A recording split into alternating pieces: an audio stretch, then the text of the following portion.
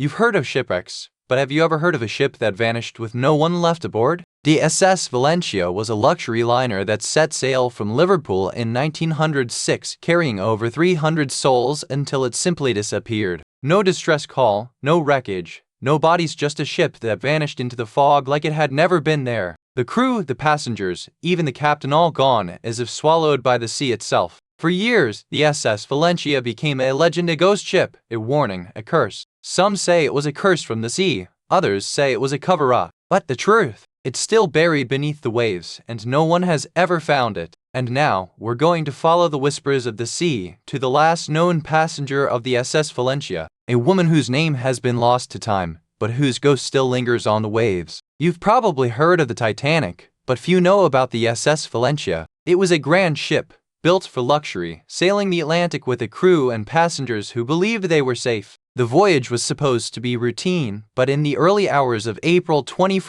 1918, something changed. The ship hit a mine, and the world would never be the same again. The last passenger, a young woman named Lillian O'Connor, was found days later, still clinging to life but severely injured. Her story became the heart of the tragedy. But what really haunts the SS Valencia isn't just the loss of life, it's the mystery of what happened to Lillian. Did she survive, or did she vanish into the sea with the ship? The official report says the mine struck the hull and the ship sank, but some say the last passenger was never found. That's what keeps the legend alive. You know how sometimes the sea just sits there, calm as a summer lake, until it decides to wake up? Well, the SS Valencia sat there for weeks, all polished and ready, like a fine dinner waiting for guests. But something about that calm made me uneasy. The crew was confident, even cheerful, as they loaded the last of the passengers, but there was a silence, a hush, like the ship was holding its breath. You could almost hear the ocean whispering warnings. They tried to power back up, but the generators sputtered and died. It was like the ship had turned off its soul. The crew looked at each other, and for a moment, I swear I saw fear in their eyes, like they'd glimpsed something they couldn't explain.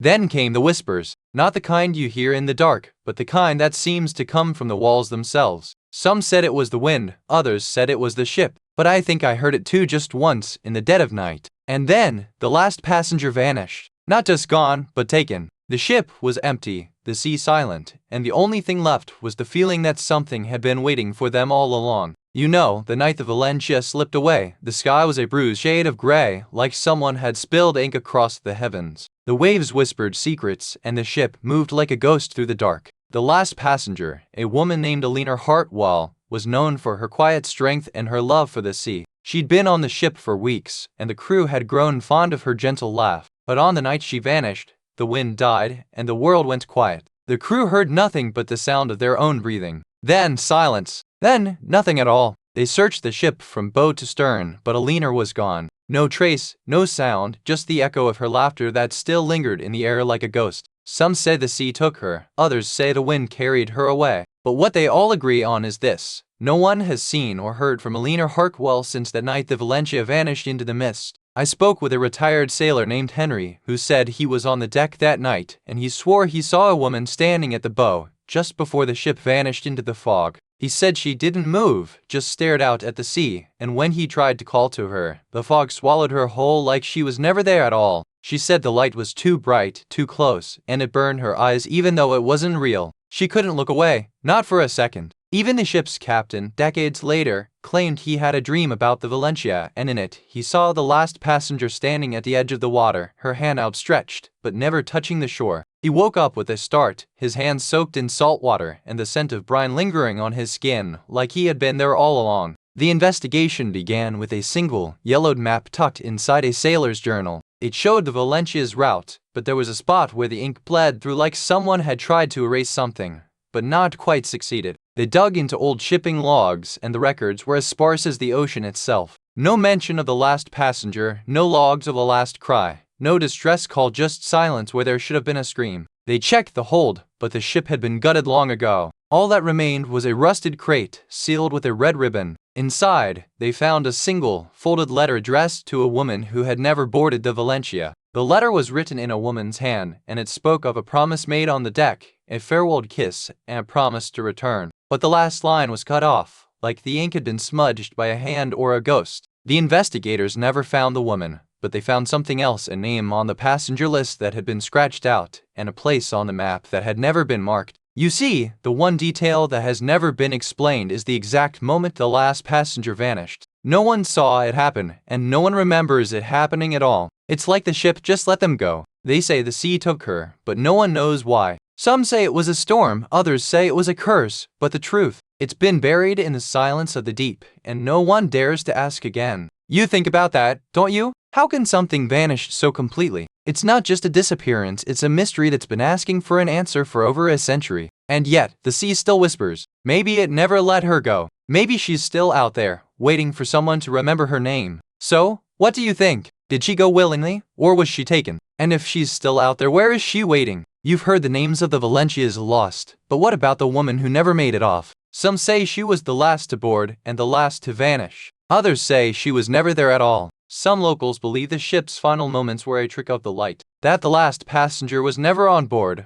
but a ghost in the fog, a mirage of the sea, a woman in a long coat, walking the edge of the storm. There's a theory, whispered in the back rooms of old saloons, that the Valencia wasn't just a ship, it was a trap, that the last passenger was taken by something that lives in the deep, something that doesn't forget. And then there's the woman who claims she saw her, not in the sea, but in the sky, a figure standing on the bow, watching, waiting. The last passenger, the last question, the last truth that never came to light. They say the sea never forgets, and maybe the last passenger didn't either. Maybe she's still out there, in the fog, in the deep, waiting for someone to finally ask the right question. You know, even today, the story of the Valencia still haunts the minds of those who dare to dig deeper. No one's ever found a body, no one's ever seen the ghost, and no one's ever explained what happened. Some say the ship was cursed, that the crew was too eager to leave their homeland and not prepared for the horrors that awaited. Others say it was the sea itself, punishing them for their hubris. Some say the ship was never found because it never existed. Others say the ghost of the last passenger is still out there, wandering the sea, waiting for someone to listen.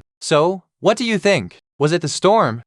Or something else entirely? The Valencia's mystery is still out there, waiting for someone to chase it down, and maybe, just maybe, find the truth. You know, sometimes the most haunting stories are the ones that never quite make it to the page. Like the last passenger on the SS Valencia, no one ever wrote their name in the log, just a whisper in the wind. The sea has a memory, and it's not always kind. It remembers the silence, the absence, the way the waves refuse to carry the truth away. And sometimes the silence is louder than any scream, especially when you're the only one left to hear it. So I'll leave you with this. The Valencia never really left the sea. It just found a new way to keep its secrets. And if you're ever in a mood for a story that lingers long after the lights go out, I'll be right here with a cup of tea and a tale that won't let you sleep. You've heard of the Priory of Saint Foy, haven't you? A crumbling stone relic on the edge of a sleepy French village, where time seems to have stopped and the wind carries whispers of the past. Quick word from our sponsor. If this sounds like something you'd enjoy, take a look at the Fire TV Stick 4K streaming device. There's a link and a QR code on screen right now, and in the description below. Alright, back to it. It was built in the 12th century, a place of prayer and protection, but now it stands as a tomb for secrets and a sanctuary for the restless. The locals say the air is heavy here, like it's holding its breath. Stories say that the priory was once a place of miracles, but something changed, something dark.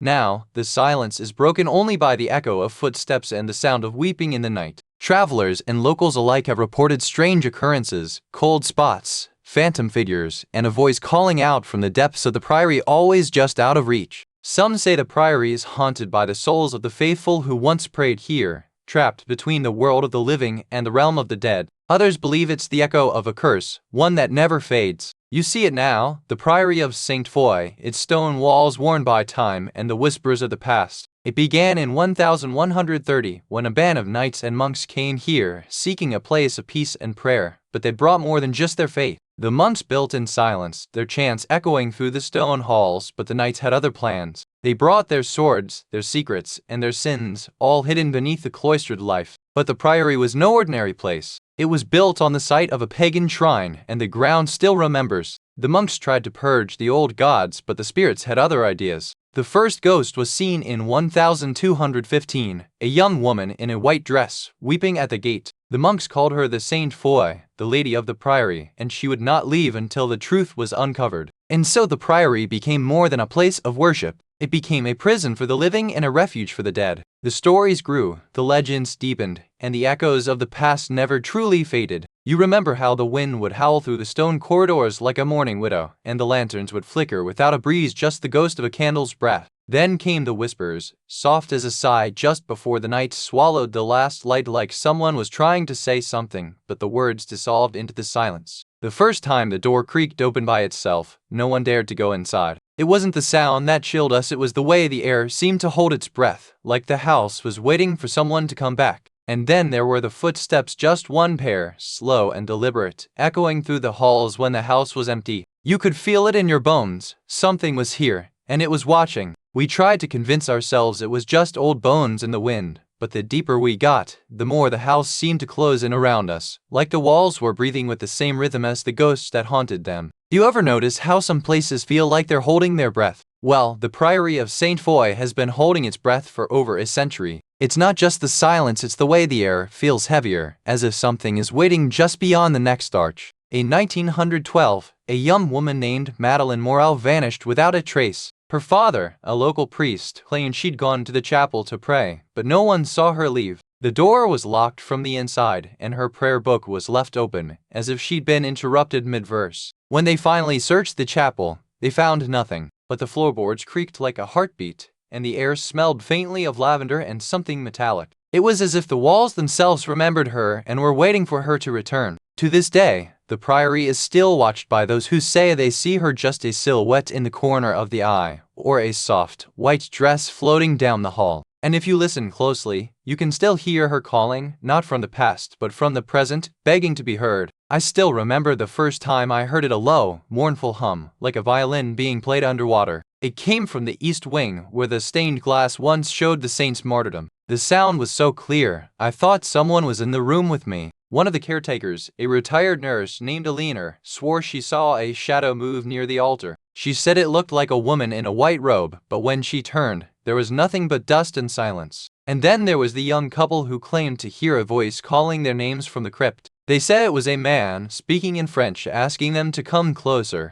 They left the priory the next morning, but not before taking a photo of the empty stone wall where the voice had echoed from. One of the most unsettling stories comes from a local historian who visited the priory years ago. He said he felt watched, and when he turned, he saw a figure in the doorway, a man in a dark robe, standing just beyond the frame of his camera. These stories are not just rumors or fabrications. They are echoes of something real, something ancient, something that lingers in the stones and the silence. What do you think it is that they're trying to tell us? We began our investigation with the old map, and it led us down a cobbled path flanked by towering yew trees, their branches like skeletal fingers reaching for the sky. The air was thick with the scent of damp earth and ancient secrets. The first thing we found was a weathered stone door, half buried in ivy, with a faint carving of a dove. It felt like a whisper from the past, waiting to be heard. One book, in particular, stood out. Its cover was stained with what looked like dried blood, and its pages were filled with cryptic entries about the priory's last abbess and the curse that followed her.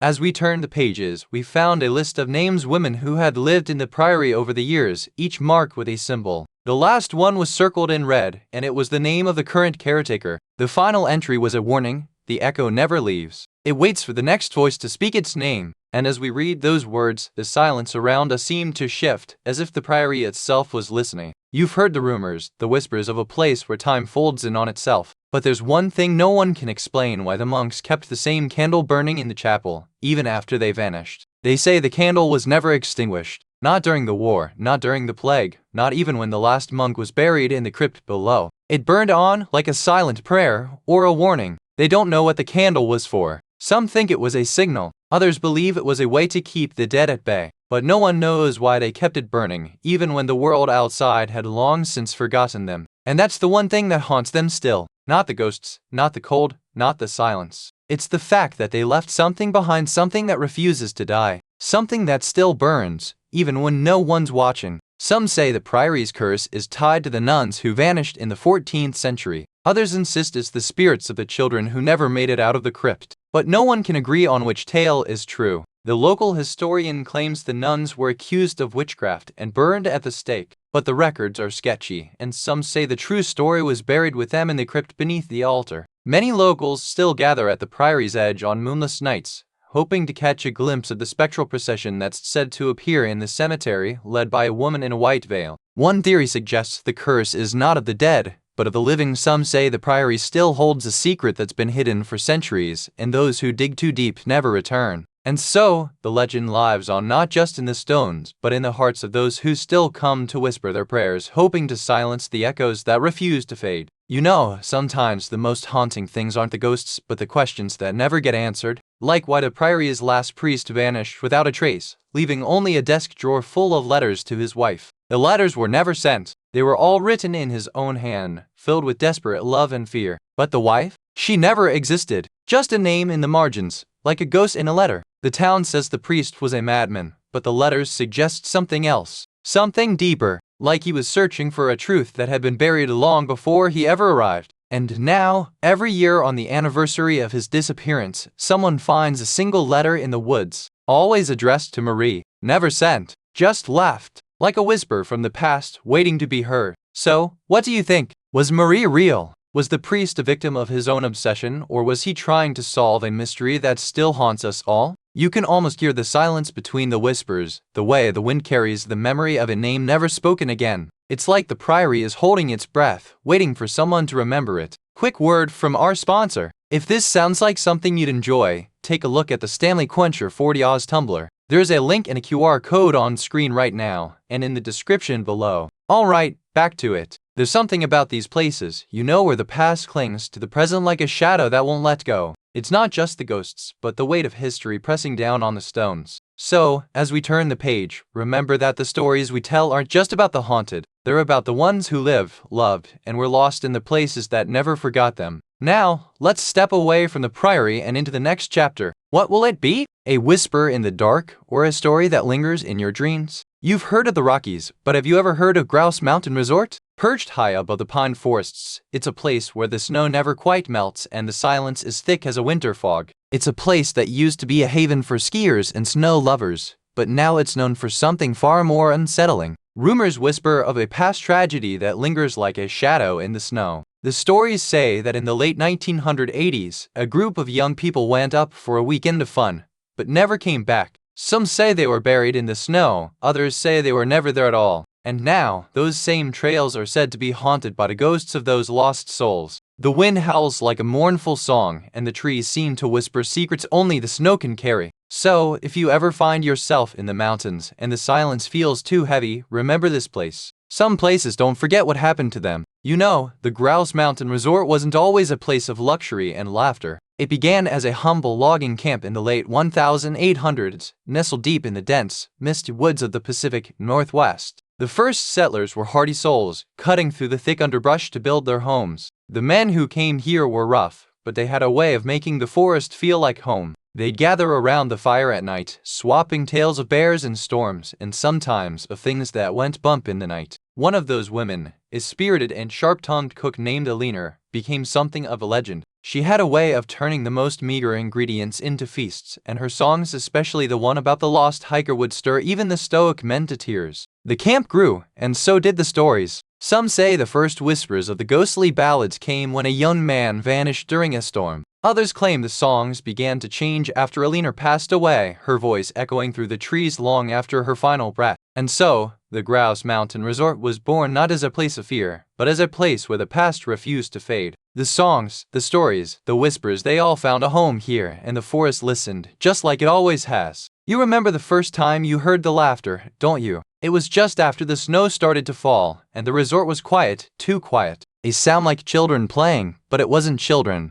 It wasn't until the next morning that the staff started to notice things missing. A child's doll, a toy car, a pair of socks, all of them neatly placed in the snow, just outside the lodge's entrance. Then the phone calls started. From the town, from the county, from people who said they saw the same girl, dressed in red, dancing in the snow, her laughter ringing through the forest like a warning. And that's when the first real mystery began. Who was the child? What did she want? And why did the snow keep falling, like it was trying to cover something up? You remember the night the lights went out and the guests began to vanish. One by one, they disappeared into the woods, their footsteps swallowed by the silence, their laughter replaced by the wind. The last person seen was a young woman in a crimson dress, her face pale as the moonlight, her eyes wide with something more than fear, something like recognition. No one knew what happened to her. Some say she was taken by the mountain itself, others that she had seen something she wasn't meant to see, a face in the mist, a shadow that followed her every step. What they did know was that no one ever returned from that night, and the mountain, it seems, has a way of keeping its own. I remember the first time I heard this song.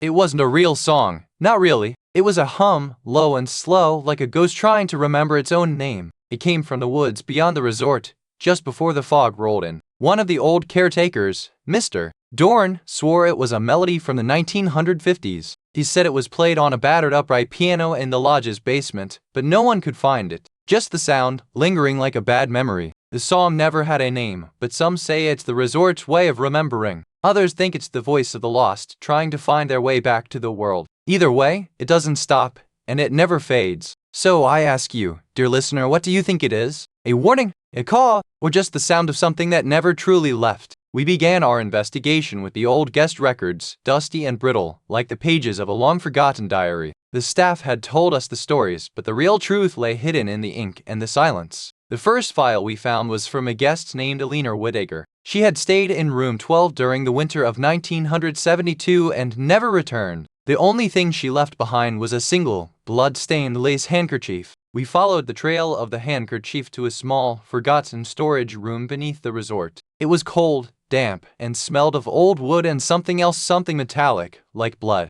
Inside the box, we found a collection of old letters, a journal, and a small, folded note from Alina herself. She wrote of a strange man who came to the resort, a man who seemed to know her, and who left her with something she could never forget. The final clue was a name, Thomas Harlow, a man who had disappeared the same winter, leaving behind nothing but a single, unanswered phone call from a guest who had never been there. You know, the thing that's always bugged me is this one little detail that no one ever talks about. It's like a missing piece in a puzzle that's been left on the table for decades. The resort was built on a site where a family vanished without a trace. No bodies, no clues, just a bunch of old stories and a lot of silence. The only thing they ever found was a single boot, half buried in the snow, with no way to know who it belonged to or how it got there. No one ever says where it came from or what happened to the rest of the family. It's like the resort itself is holding its breath, waiting for someone to ask the right question. And that's the one detail that has never been explained. Just a boot, a silence, and the echo of something that might still be waiting out there. You've heard the stories, but here's the kicker: no one really knows what happened. Some say the blood was real, others say it was just a prank gone too far. But the mountain's still watching, and it's not laughing. There's a local legend that the blood came from a bet between two friends. One claimed he could drink a whole bottle of red wine without spilling a drop. The other said he could, and the mountain, as always, had the last word. The locals still whisper about the bloodstained ballads, the songs that were sung in the old days. Some say they were warnings, others say they were just lullabies for the restless souls that still wander the mountain. And if you're ever in the mood for a story with a little mystery and a lot of heart, don't forget to bring your own bottle of wine, just in case. You know, sometimes the real horror isn't the ghost, but the silence that follows. The kind that lingers like a question without an answer, and the weight of a life that was never meant to end. The last known sighting of the missing woman came in the early hours of a November morning, her footprints in the snow leading toward the lodge, but her jacket was left behind, untouched, like she had just stepped out of time. No one saw her again. No ransom note, no body, just the cold, silent truth that she was never found, and the mountain kept its secrets. And so the ballads continue,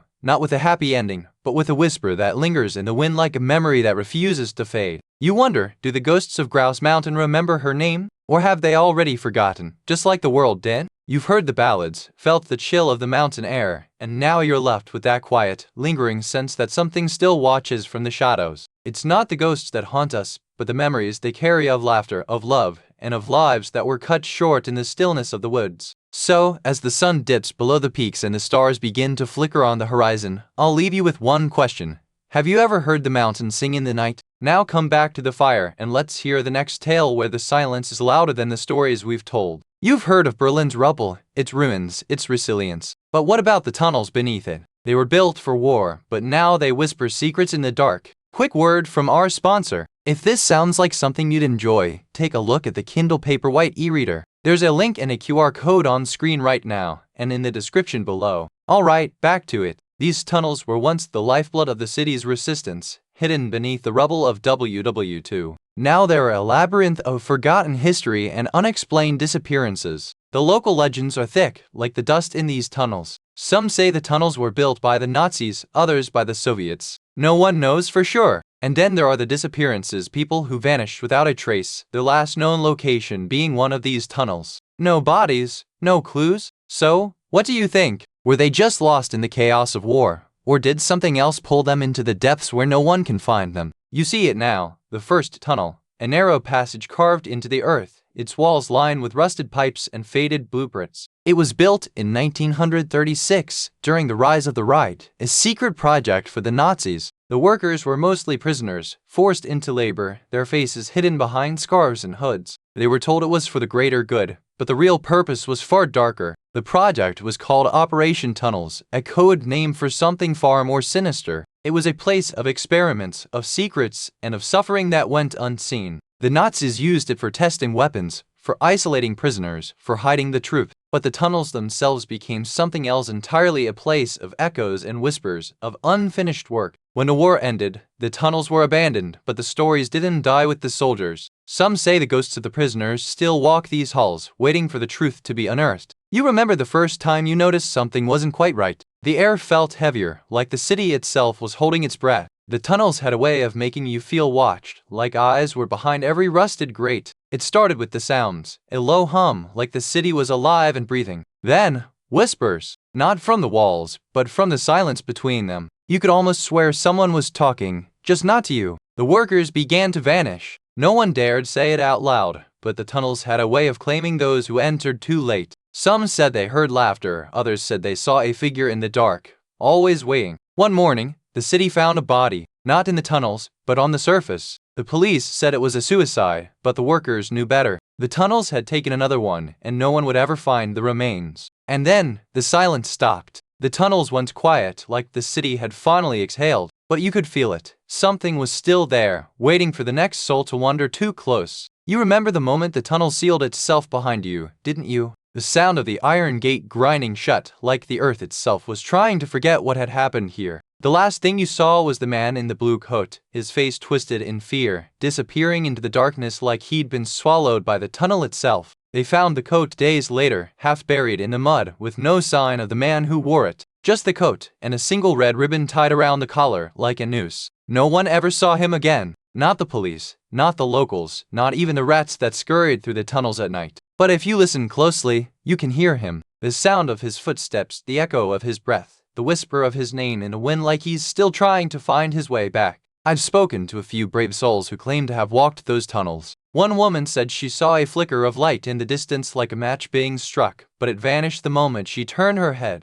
Another man told me he heard footsteps behind him, not loud, just rhythmic like someone was walking right next to him, but when he turned, there was no one there. Some say the tunnels are haunted by the spirits of those who died during the war, or worse, those who were buried alive and never found. But the most chilling account is from a tourist who said he saw a hand sticking out of the wall, just for a second like someone was trying to reach for him, but then it vanished. We followed the old blueprints to a forgotten section of the tunnels, where the air smelled like damp stone and old secrets. The walls were covered in faded graffiti, some of it barely legible, like whispers from the past. The deeper we went, the more the silence pressed in. We found old equipment, faded maps, rusted tools, and a single broken radio, as if someone had tried to call for help and never got through. We found no bodies, but the tunnel felt wrong, like it had been used for something darker than just transportation. The air was thick, almost suffocating, and the walls seemed to breathe. The most unsettling thing was the sound. At times we heard whispers, not from the walls, but from the air itself. It was as if the tunnel was speaking to us, but in a language we couldn't understand. We left with more questions than answers. The tunnel didn't just hold history, it held memory, and maybe something that still lives there. You know, the thing that's really bugged me about this whole tunnel mystery is the one detail that just never got explained. You see, the police found a single matchbook in the rubble, and it had a name on it, Erich Müller. Now, Erich Müller was a real person, a former German soldier who vanished in 1945. But the files say he was declared dead in 1946, and no one ever found his body. And yet, that matchbook, like the tunnels, just won't let go.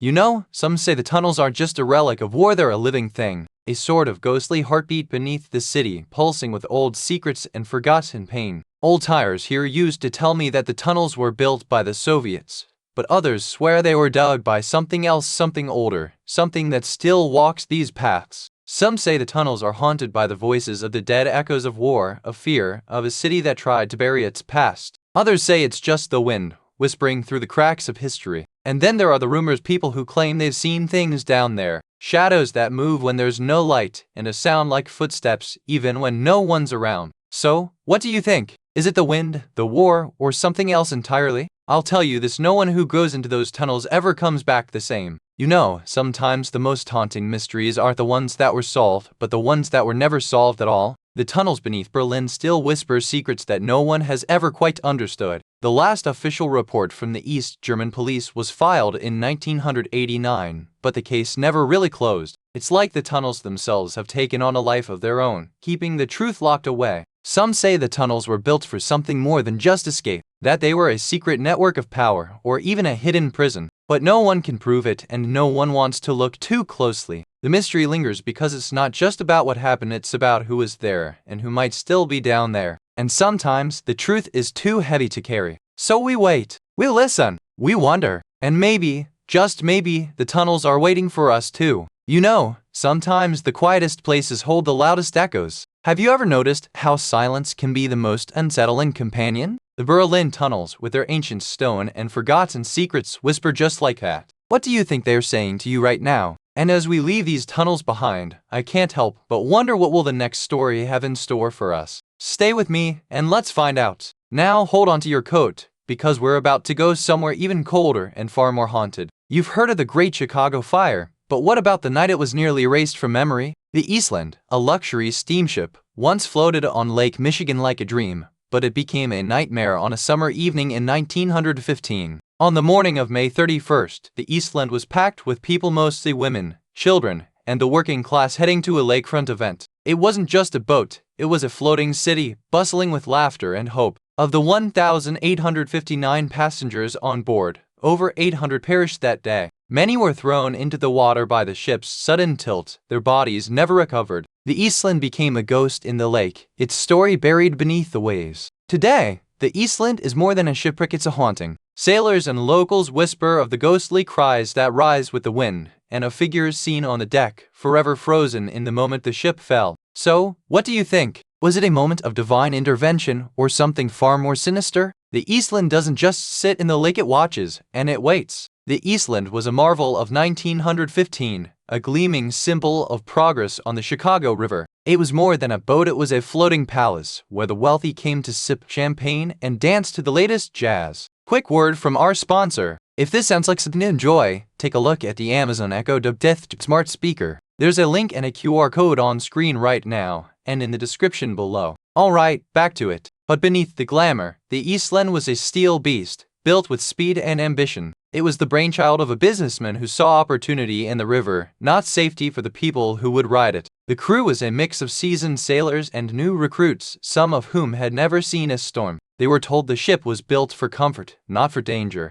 but they were never told it was built for the river. The Eastland wasn't just a boat, it was a symbol of the city's rising ambition. It was a place where the rich came to show off, and where the working class dreamed of a better life. But it was also a place where dreams could drown. And so, on that fateful day, the Eastland set sail with a full heart and an empty hull, unaware of the storm that would soon turn its dream into a nightmare. You can almost hear the ship groaning as it hits the first wave of the Chicago River. The Eastland was a marvel of steel and ambition, but even the strongest ships have their limits. You can feel the tension in the air, like the city itself is holding its breath. The crew was shouting, but not in panic, just in confusion. Some said it was a faulty valve. Others thought the ship was just settling. It was hard to tell if they were right or if the ship was about to break apart in their hands. Then came the first crack, like a gunshot in the night. It wasn't loud, just a sharp, metallic sound that echoed through the hull. Some said it was the ship's bones creaking, but others knew better, it was the beginning of the end. The first passengers started to notice something was wrong. A child screamed, then another, then the whole ship seemed to hold its breath. The Eastland was alive, and it was screaming not with sound, but with silence. And then, just like that, the ship began to tilt. One moment it was stable, the next it was listing dangerously. The water was rising, not from the river, but from within the ship itself. Something had broken, and it was too late to fix it. You can almost hear the ship groaning as it hits the first wave of the Chicago River. The Eastland was a marvel of steel and ambition, but even the strongest ships have their limits. You can feel the tension in the air, like the city itself is holding its breath. You can almost hear the water lapping against the hull as the Eastland steamship rises from the depths, a ghostly vessel still tethered to the city's memory. It's not the ship itself that haunts, but what happened to the people who were inside. The night of the disaster, the Eastland was packed with a crowd that didn't know they were about to be trapped in a floating tomb. Laughter and chatter filled the air, but none of them could have guessed what was about to happen. The ship tilted, then plunged into the dark waters, and for a moment, the world held its breath. People screamed, but the water swallowed their voices. And then silence. A silence that has echoed through the city ever since. No one knows how many souls were lost that night, but the city still feels their absence. The Eastland story is one of chaos and tragedy, and it lives on in the quiet places where the river meets the sky. I remember the way the air felt that day, thick and humid, like the world had held its breath. One moment, everything was normal. The next, it was like a scream had been ripped out of the sky. The ship was just a silhouette against the horizon, a floating dream, until it wasn't. People on the docks said they heard a sound, like a bell ringing, but it wasn't a bell, it was the sound of the world breaking. One man told me he saw a woman on the deck, her hair flying in the wind, her face pale as moonlight. She was screaming, but no one heard her. He said she looked like a ghost, caught between the sky and the sea. And then silence. Not the silence of peace, but of something that had been torn from the world, leaving behind only echoes and the weight of 1,000 lost voices. They never found the bodies, not all of them. Some say they're still out there, waiting for the world to remember. The investigators found the ship's log, yellowed and brittle, still holding the weight of the storm. It spoke of a crew that fought the waves, not the wind. But what it didn't say was what they were really fighting. They found the last radio transmission, a voice cracking with fear. "We're not sinking, we're being pulled under." It wasn't the water, it was something else. Something that wanted to keep them down. One officer, a man who'd been there, whispered that the water was too calm. It didn't behave like a storm, it behaved like it knew what was coming. Like it had been waiting. The deeper they dug, the more the records hinted at something else. A curse, a warning, or maybe just the truth, that some things don't sink. They stay, and they wait. You know, the thing that has never been explained is why the Eastland's whistle didn't sound that night. It was a ship, not a train, but the whistle was the only thing that signaled its approach. And it didn't sound, not once, not at all. Imagine the chaos of a ship full of people, all depending on that one sound to know they're safe. And then silence. No warning, no call, just the wind and the water and the city below, unaware of what was about to happen. Some say it was a mistake, others say it was a curse, but no one knows for sure. The whistle was never heard, and the ship never called. Just like the voices of those who died, it vanished into silence. So, what do you think? Was it a technical failure, or did something more natural take control? The one thing we're left with is the silence, and the question of why it never sounded. You might think it's just a ship, but to the people who died on that night, it was more than that. It was a promise, and the promise was never kept. So, I'll leave you with that. The one detail that has never been explained. And maybe, just maybe, it's the one thing that still echoes in the silence. You know, some say the Eastland isn't just a ship, it's a ghost ship, tied to the dock by a chain of sorrow. They say the sirens don't just call sailors anymore, they call the lost. Others say the wind carries whispers from the lake, and if you listen closely, you can hear the voices of the passengers still trapped in the metal of that old ferry. There's even a story about a man who tried to find the ship and ended up disappearing himself. He said he saw the deck, but the water was too calm. He said the passengers were still there, just not in the way you'd expect. And then there are the kids, the ones who say they see this ship at night just before they fall asleep. They say it's not scary, just lonely, like the ship's waiting for someone to come back. Some say the Eastland is just a memory, but others say it's still out there sinking, rising, waiting. And if you're not careful, it might take you too. You know, sometimes the most haunting stories aren't about the ghosts, but the questions that never get answered. What if the Eastland never really sank? What if the truth is still floating beneath the waves, waiting to be found? The official records say 844 lives were lost, but some say the number is higher. Others say the ship was never properly counted. It's like the disaster itself has a will, and it won't let go of the numbers. To this day, people say they hear the sound of a ship in the distance, or feel a sudden chill in the air. Some even claim they've seen a ghostly figure in the water like a last survivor, waiting for someone to listen. Maybe the Eastland wasn't just a ship, it was a story that refused to end. And maybe, just maybe, it's still trying to tell us something. Something we're not ready to hear. You know, sometimes the quietest places hold the loudest echoes. I wonder, do you ever hear them at night, just beneath the hum of the city? The Eastland was more than a ship, it was a promise, a dream, a tragedy. And now, it whispers in the wind, in the silence between the waves. We talk about ghosts, but sometimes the real horror is the silence that follows. What if the real scream wasn't heard at all? Before we move on, let me ask, do you think some stories are meant to be told, or are they meant to be remembered in silence? Well, I do hope you're ready for the next tale. After all, there's always another ghost waiting in the dark. You've heard of Blackwater Castle, but have you ever heard of the orphanage that once stood behind its crumbling walls?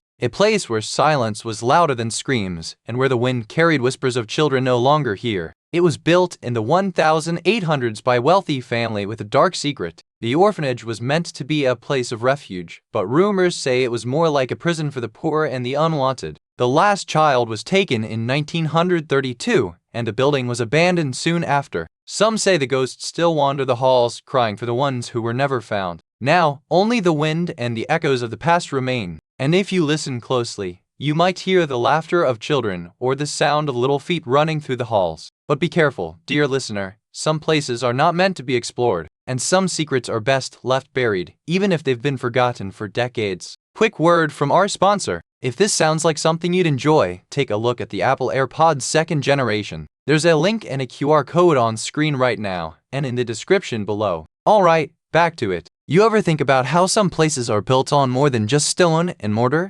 Blackwater Castle's orphanage started in the late 1800s when a wealthy landowner named Elias Vane decided to do the right thing. He wasn't just a man with money, he was a man with a mission. He believed in giving children a second chance, even if they had nothing left. That's how the orphanage was born, with hope in every brick. The orphanage was supposed to be a sanctuary, but the walls soon echoed with cries and whispers. Some say the children never left, trapped by the weight of their own suffering. Elias tried to save them, but the burden was too great. He left the orphanage in the hands of a new caretaker, an nun named Sister Clara, who claimed to understand the pain they carried. She took over with quiet strength, but the darkness never truly left. The children were never truly free, and neither was the place that held them. That's how the story began, with a man's good intentions and a girl's silent scream. You could tell something was off the first time you stepped into the orphanage. The air was thick, like it had been holding its breath for decades. The silence didn't feel natural, it felt like it was waiting for something. The windows were all boarded up, like they had been for years. You could see your own reflection in the glass, but it didn't look quite right, too still, too sharp, like the mirror was watching you.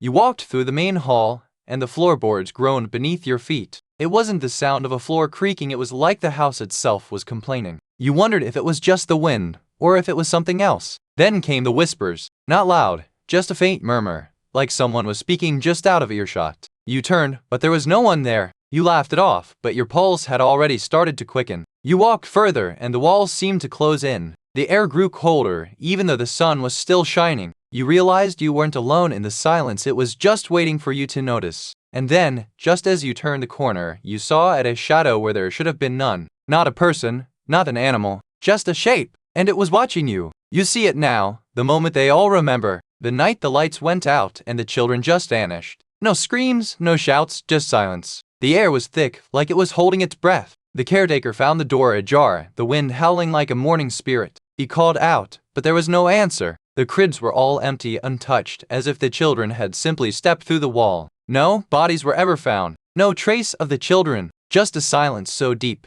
it felt like the walls were holding their breath, waiting for someone to return. To this day, no one knows what happened that night. Some say the children were taken by something that lives in the walls. Others say they never left. And still, the wind howls through the halls, as if waiting for them to return. I spoke to a retired nurse named Edith who said she saw a pale figure in the hallway one night, just before the lights went out. She said it was like a child, but with eyes like smoldering coals. Another man, a former groundskeeper, swore he heard whispers coming from the east wing, like a chorus of children trapped in a song they couldn't finish. He said the sound would stop when he turned around. There's also the story of a young woman who claimed to have been taken there as a child, only to wake up years later with no memory of her past except for the feeling of cold hands in her dreams. Some say the orphanage was never officially closed, it was just left to rot, and the children never really left either. They just stayed in the walls, waiting for someone to listen. If you're ever in Blackwater, don't be surprised if you hear a child's laughter at night, or feel a presence in the corner of your eye.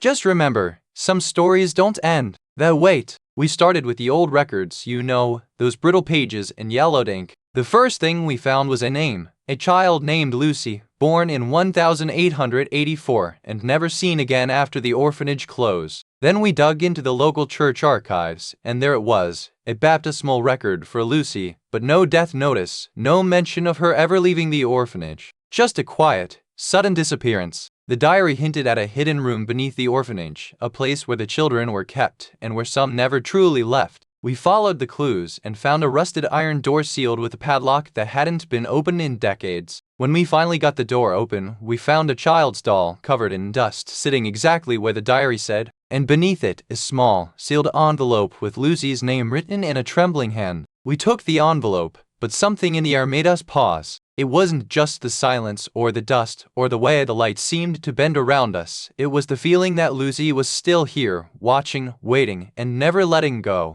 The one thing that's never been explained is the sound. Every night, the caretaker hears it like a child's laughter, but it's not coming from anywhere. It's just there. They tried everything, mics, cameras, even a priest. But the sound only comes when the moon is full and the wind is just right, and it never stops. Some say it's the echo of the last child who lived here. Others say it's a warning, but no one has ever figured out what it means, or why it keeps coming. It's like the building itself is remembering something, and it's waiting for someone to finally ask the right question. So, what do you think? Did the children ever escape? Or are they still here, waiting for someone to listen? You've heard the names, but what about the stories? The locals say the children still play in the halls, their laughter echoing like a secret only the wind knows. Some say the ghost of the headmistress still walks the corridors, her voice a whisper in the walls, calling the lost ones home. Others claim the orphanage was a cover for something darker, a place where the missing were never found, and the truth was buried with them. And then there are the rumors no one wants to talk about them. But sometimes, the silence is louder than any story. You can ask the town if you dare, but be warned, the castle doesn't forget, and the children there are still waiting. Even now, the whispers of Blackwater Castle refuse to fade. The local librarian still swears she heard a child's laughter echoing through the library after hours, just before the storm rolled in. The town mayor, a quiet man with a heart full of secrets, won't talk about the night the orphanage burned down. He just stares at the empty lot like it's still holding its breath. Every year, on the anniversary of the fire, the wind changes. It picks up, howls through the trees, and for a moment, the air feels too still, like something is watching. The town keeps the memory alive, but not in the way you'd expect. They light a candle each night, not for the ghosts but for the ones who never found their way home. And so, Blackwater Castle stands not as a place of fear, but as a monument to the unanswered questions that still linger in the hearts of those who remember. You can almost hear the echo of a child's laughter, faint and distant, like a memory that refuses to fade. The walls seem to breathe, holding secrets that have waited generations to be told. Sometimes, the past doesn't stay buried, it just waits for the right moment to whisper. And sometimes, the most haunting stories are the ones that never end. So, I'll leave you with this: the past is never truly gone. It just waits for someone to listen. You've heard of the Triangle Shirtwaist Factory, haven't you? A place where dreams were stitched together and then burned away. It's not just a building anymore, it's a memory, a ghost in the walls, a story that refuses to be forgotten. Once it was a place of sweat and ambition, where women like your neighbor's daughter or your granddaughter's aunt worked long hours for little pay. They made the dresses and the blouses, the things you wear, the things that make you feel dressed for life. Now, the building stands silent, its windows boarded up, its doors sealed. It's not haunted in the way you think it's haunted, in the way it remembers. It remembers the lives that were lost, the hands that worked, the voices that were silenced. You can still feel it here, can't you? The weight of history, the echo of a tragedy that wasn't just a fire, but a reckoning. A moment where the world stood still, and the lives of so many women were turned to ash in an instant. And now, the story lives on, not in the fire, but in the silence that has grown louder with time. It's a story that asks quietly, what if we had listened?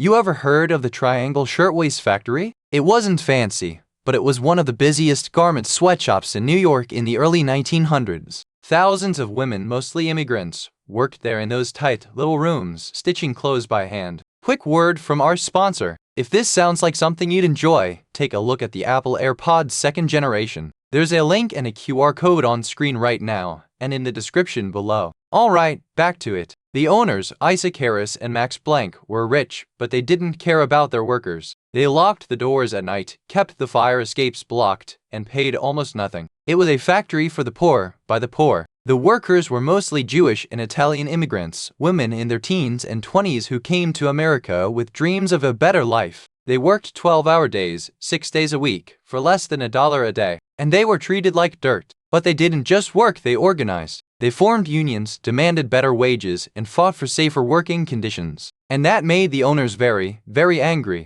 So, when tragedy struck on March 25, 1911, it wasn't just a fire, it was a reckoning. A moment when the lives of these women, their struggles, and their dreams finally mattered. You remember the day the sky turned the color of burnt toast and the air smelled like smoke and regret. The workers had just come home from the factory, and something in the air made them stop and look up. A distant, low rumble like thunder without rain. It wasn't thunder, it was the sound of something breaking, something collapsing, something that wasn't supposed to be there. The factory doors were locked from the inside. They had left them open the night before, but now they were sealed, and no one could get in or out. The silence was louder than the noise. A single street lamp flickers on, casting a long, flickering shadow over the sidewalk. It's the first light anyone has seen in hours, and it's the last thing anyone will remember until the morning. You know, some tragedies are so loud, they echo through time. The Triangle Shirtwaist Factory fire wasn't just a fire, it was a scream, a silence, a story that refused to be buried. The girls were working late, stitching tiny, delicate pieces of fabric, their hands moving like clockwork, their lives moving like seconds on a watch. And then, the fire came, not with a bang, but with a whisper. The doors were locked, the windows too high, and the girls had nowhere to run. Some climbed out the windows, their bodies dangling in the air, their hands gripping the edges as the fire consumed them from below. They didn't die in the fire, they died in the silence that followed. The silence of the locked doors, the silence of the missing bodies, and the silence of a world that refused to listen. I've heard the stories from the lips of the survivors, old ladies with wrinkled hands and eyes that hold the weight of 100 fires. They say the factory burned like a dragon, and the smoke was so thick it turned the sky to ash.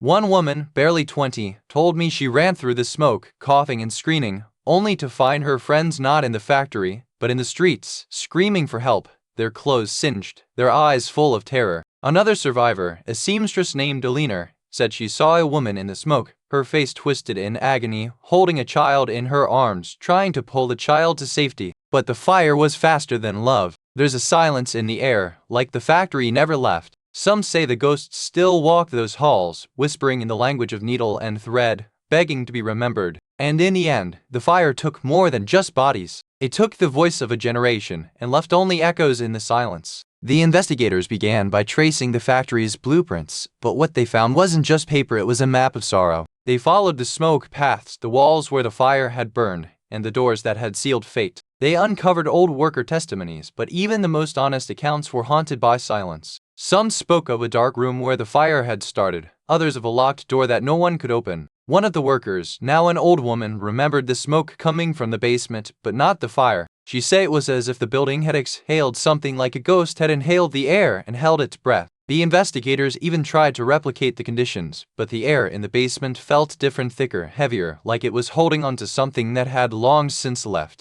They found no bodies, no clear cause, only a pattern of silence that followed the fire like a shadow. The building had forgotten its pain, but the air still remembered. You ever wonder what happens when a tragedy is so big, it becomes a footnote in history? The Triangle Shirtwaist Factory fire wasn't just a fire, it was a spark that lit a firestorm of reform. But the one detail that has never been explained? That one little thread that just disappears. The official story is tragic, but the mystery is deeper. Who exactly was the last person to see the door closed? The fire marshal said it was locked, but the workers said they heard a voice from inside. That voice? It's never been found. And then there's the stairwell. The workers said they heard screams coming from above, but the stairwell was sealed off. The fire spread too fast. But what if the screams weren't from the factory? What if they were from somewhere else entirely? There's no one left to ask. The survivors are gone, the records are gone, and the truth? It's still burning in the shadows. But sometimes, you don't need to know everything to feel the weight of it. And that's where the real horror begins. You know, some say the fire wasn't an accident, that the factory doors were locked, and the owners knew the girls wouldn't make it out. The whispers say they were all just gone. Not burned, not killed, just gone. Others say the ghosts are still there, trapped in the silence of the place. That they walk the halls at night, still stitching, still waiting for someone to hear their cries. Some say you can hear them if you listen closely, like a sewing machine humming. But it's not the machines. There are even those who say the fire was a cover-up, that the owners knew about the unsafe conditions and didn't care. that the girls were trapped not by fire, but by greed, and that their ghosts still seek justice for those who didn't make it out. And then there are the stories quiet, whispered in the back of a diner, or over a cup of coffee. Some say if you walk through the factory gates at midnight, you might see them. Not burning, not screaming, just standing there, waiting for someone to remember. Even now, decades later, the names of those lost in the Triangle Shirtwaist Factory fire are still missing from the official records. You ever wonder how a place that changed labor laws could still leave so many behind? Some say the factory's ghost is still trapped in the smoke, waiting for the names of the workers who never made it out. You ever think about what it would feel like to be in that burning building, not knowing if you'd live or die? Some believe the factory itself is a monument to the workers who died there, a silent witness to the injustice that followed. You ever wonder if the building still feels the weight of their lives, like a heavy, unspoken sorrow? And maybe that's the real ghost, how easily we forget, how easily we let the past fade. You ever wonder what it would take for the world to finally remember them, not just as a story, but as real people who once lived, laughed, and dreamed? You know, sometimes the quietest places hold the loudest echoes. What do you think lingers in the silence of a factory long abandoned? These walls remember, not just the sound of machines, but the voices, the laughter, the cries, all of it trapped in the air like a ghost in a bottle. And sometimes, the past doesn't want to be forgotten. It just wants to be heard, if you know where to listen. So, what do you hear when the world has gone quiet? I'd love to know, but for now, let's leave the silence to the ghosts. You've heard of the Titanic, but what about the Valencia? A ship that vanished in 1940, carrying over 3,000 souls, and only one passenger was ever found. Can you imagine the silence that followed? The Valencia wasn't just a ship, it was a symbol of hope, a place where families, dreams, and futures were packed like suitcases. But then, it disappeared. No distress call, no wreckage, just a void. Now, decades later, the Valencia is more than a ghost in history books. It's a whisper in the wind, a shadow on the water, and a story that refuses to let go of those who listen. So, what happened to the Valencia? And why does the sea still remember? You're about to find out. But be careful, some stories don't want to be told. You know, the SS Valencia wasn't just any ship. It was a luxury liner, a floating palace on the Atlantic, and it carried some of the most well-to-do families of the time, like the Guggenheims and the Rockefellers. But even the most opulent ships have their secrets, and the Valencia had one that would haunt the world for decades. You remember the night the sky turned a sickly gray, and the wind began to whisper secrets only the sea could understand. It wasn't just the weather, it was the first note of something wrong, something unnatural. Quick word from our sponsor. If this sounds like something to enjoy, take a look at the Amazon Echo Depth smart speaker. There's a link and a QR code on screen right now, and in the description below. Alright, back to it. The captain called it a mild squall, but the crew started muttering about the stars disappearing from the sky. You know how sometimes the world changes just enough to feel like it's not the same world anymore? Then the compass started spinning wildly, not from the wind, but from something else. The crew tried to steady it, but the needle kept pointing in all directions at once, like the ship was being pulled by invisible hands. Finally, someone saw the thing, not the monster, not the ghost, but something moving in the water, just beyond the ship's bow. A shape, not a shape, a presence. And then nothing. You can almost hear the silence that followed. Not the silence of calm, but the silence of something watching, waiting. And the ship, it didn't turn back. It kept going like it had no choice. You remember the sound of the waves, don't you? The way they lapped against the hull, steady, almost like a lullaby. But then it stopped. Just stopped. No more water, no more rhythm, only silence. The last passenger, a woman named Alina Hargrove, was on her way to a new life. She had a suitcase, a letter, and a heart full of hope. But the sea took that hope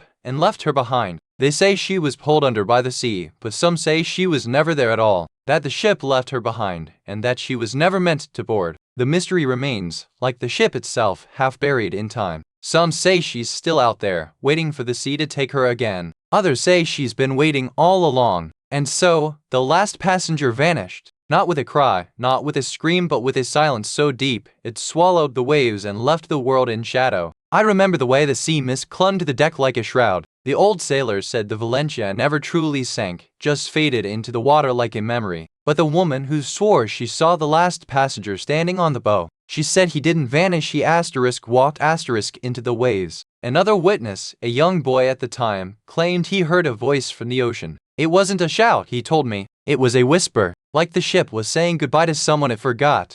And then there's the woman who claimed she saw him at the docks years later. Not in the water, not on land, just standing there, waiting. She said he didn't look angry. He looked lost asterisk. The stories don't match. The evidence doesn't add up. But one thing is certain, the Valencia didn't vanish. It just remained waiting for someone to listen. The investigators started by combing through old logs and ship manifests, but the records were sparse. Most of the crew had already vanished, and the few survivors were too afraid to talk. They found a name that didn't match any of the official records, a passenger who'd never been listed. The last name was familiar, though, like something from a half-remembered dream. The deeper they dug, the more the ship seemed to have a will of its own. Some of the crew claimed the Valencia had a habit of remembering things like the passengers it had lost. One officer even swore he saw a woman's silhouette in the fog, standing at the bow, waving. No one else saw her, but the ship had already left port. They tried to find her, but the records had been erased. All they had left were whispers and the cold,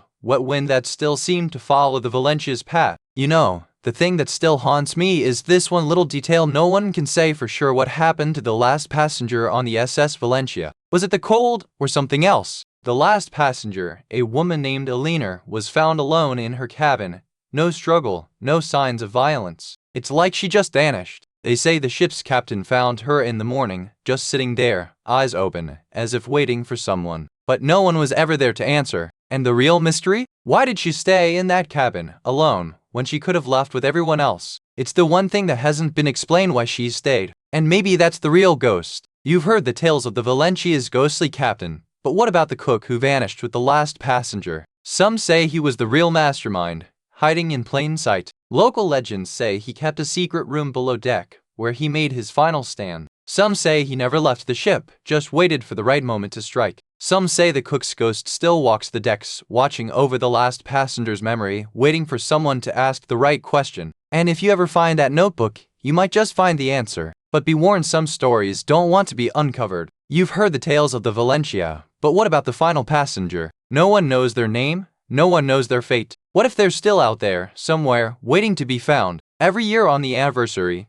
people gather at the docks, whispering names, hoping for a sign. But the sea never answers, and the tide only carries away more questions than answers. And so we wait, hoping that one day the story will end. But until then, the sea remains a mystery, and the last passenger remains a whisper in the dark. What if the last passenger never left? What if they're still out there, waiting for someone to listen? Maybe that's the real ghost of the Valencia. You know, sometimes the most haunting stories aren't the ones that end in screams, but the ones that end in silence. The kind of silence that lingers in the air, like the last note of a forgotten lullaby. And sometimes, the last passenger to vanish isn't remembered at all, just whispered about in the quiet corners of old ports where the sea still remembers. And now, dear listener, I'll leave you to the next tale, one that begins not with a scream, but with a question. Until then, stay warm, stay curious, and don't let the silence scare you. You've heard of the Titanic, of course, but have you ever wondered what it felt like to be on that ship as it slipped into the icy dark? The last moments, the final silence before the cold took hold. The ship was a marvel of engineering, but it was also a place of grandeur and quiet longing.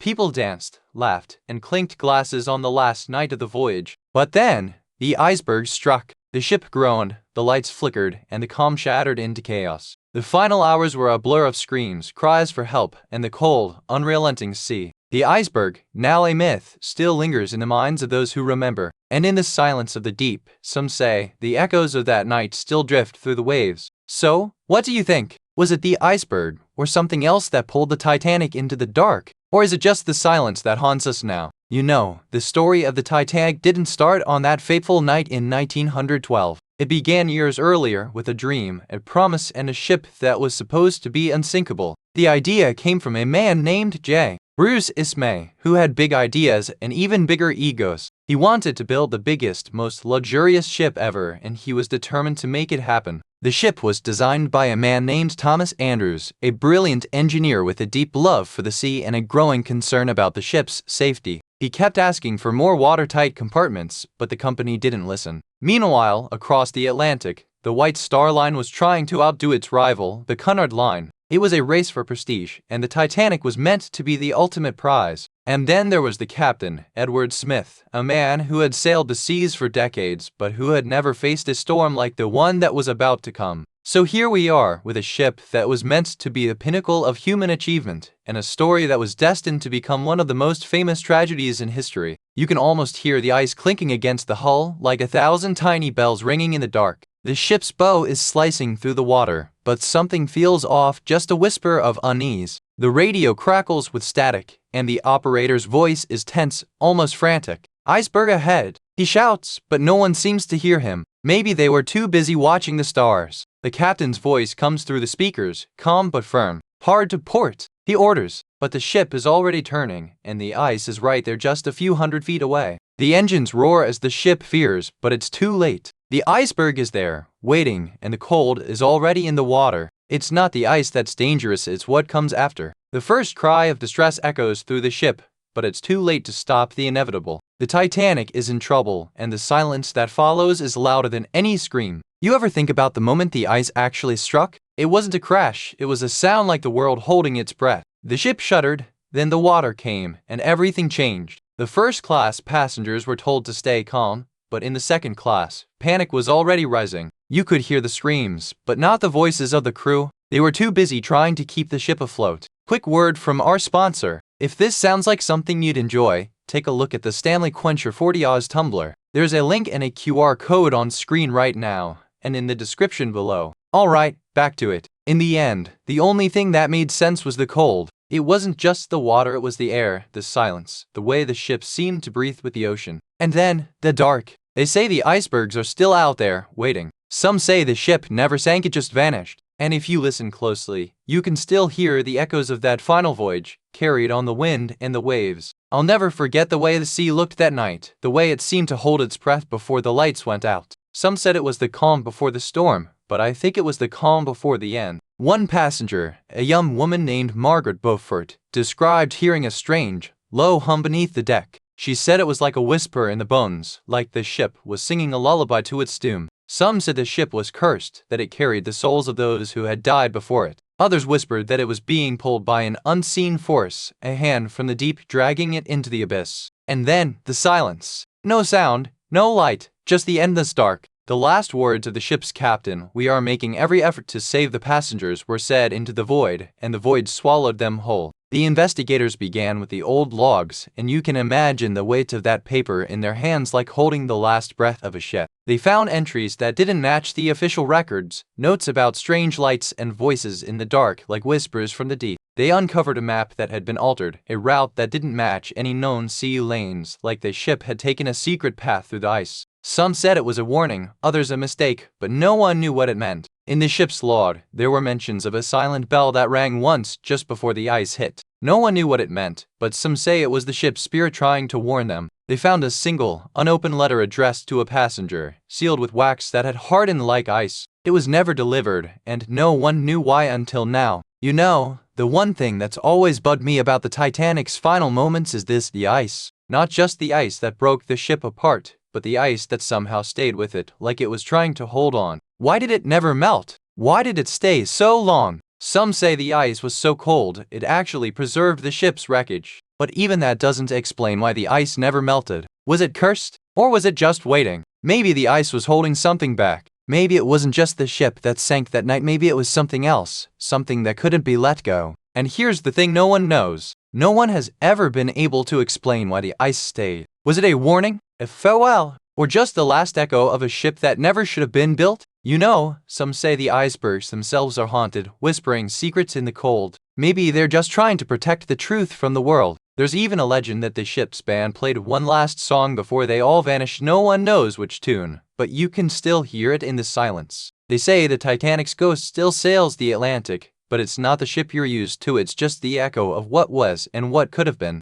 And if you ever feel a chill in the air, even in the warmest summer, you might just be hearing the ship's last farewell. You know, the most haunting part of this story isn't the iceberg or the sinking, it's the silence. The silence of the last voice on the radio, the last cry for help, the last whisper of a life slipping away. We've searched the ocean floor, scanned the wreckage, and even listened for voices in the deep. But the truth, it's still lost in the dark, like the souls of those who never made it home. And what about the people? The crew, the passengers, the children who were too young to understand what was happening? Did they ever truly leave this world, or are they still waiting for a final call that never came? Maybe the mystery isn't in the ship or the sea, but in the silence. The silence that still lingers, the silence that has been waiting for someone to finally listen. You've been walking with me through the echoes of the Titanic, but what if the cold isn't just in the water? What if it's in the silence, the way the ice remembers every heartbeat that drowned in it? The ship is gone, but the stories linger, like a whisper in the dark, waiting for someone to listen.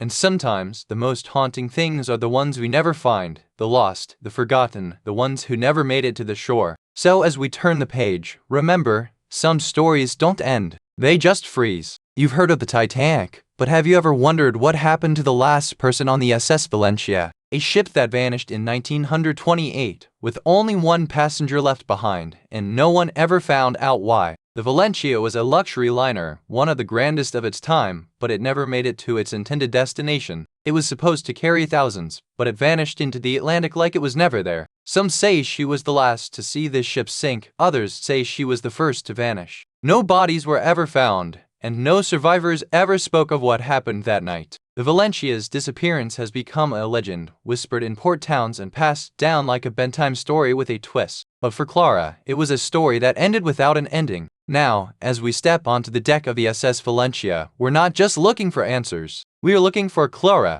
and we're not sure if she's waiting for us or if she's been waiting all this time. You know, the SS Valencia wasn't just any old ship. It was a stately, white-sailed liner, built for comfort and style like a floating palace on the Atlantic. But that elegance would soon be overshadowed by a tragedy that would haunt its last passenger for decades. The ship was launched in 1924, a time when ocean travel was both a luxury and a gamble. It was meant to sail the Atlantic with ease, ferrying passengers from New York to Southampton, but the sea had other plans for it. The final voyage of the SS Valencia was supposed to be routine. It set sail from New York on October 15, 1924, with over 300 passengers aboard. Among them was a young woman named Clara Voss, the last passenger to ever board the ship. Clara wasn't just any passenger, she was a mystery in her own right. She had no family, no known history, and no clear destination. The crew was curious, but no one dared ask too many questions.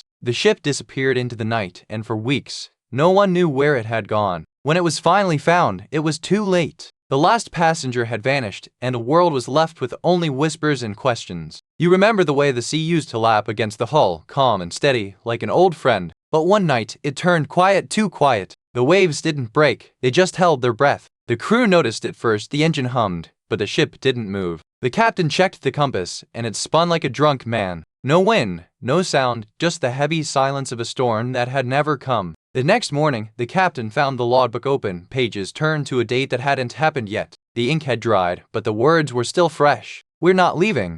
And then, the first body was found, not in the sea, but in the engine room, floating in the water that had never come. The crew didn't know it yet, but they were already part of the ship's story. You see it now, the last passenger standing on the deck of the SS Valencia, the sea dark and the sky a bruised gray. The wind whispers through the rigging, and the waves whisper louder still. You've heard the stories, but now you're right there with her, the final witness to a mystery that has never been solved. She is not moving. The crew has gone silent, and the deck is empty save for her. The wind picks up, tugging at her coat, and for a moment, you think she might be the ghost, not the victim. But no, she's very much alive, just very, very still. Then it happens, a sound, like a distant cry or a shudder, but not from her. She turns, and for the first time, you see the water below her. It's not the sea you expected. It's still, it's dark, and it's waiting. She steps back. She turns. She disappears. And the ship sails on, carrying only the silence of what was left behind. No body, no explanation, just a story that lingers like the scent of salt on the air long after the waves have passed. One survivor, a young sailor named Frank Henshaw, claimed he saw the last passenger vanish into the fog.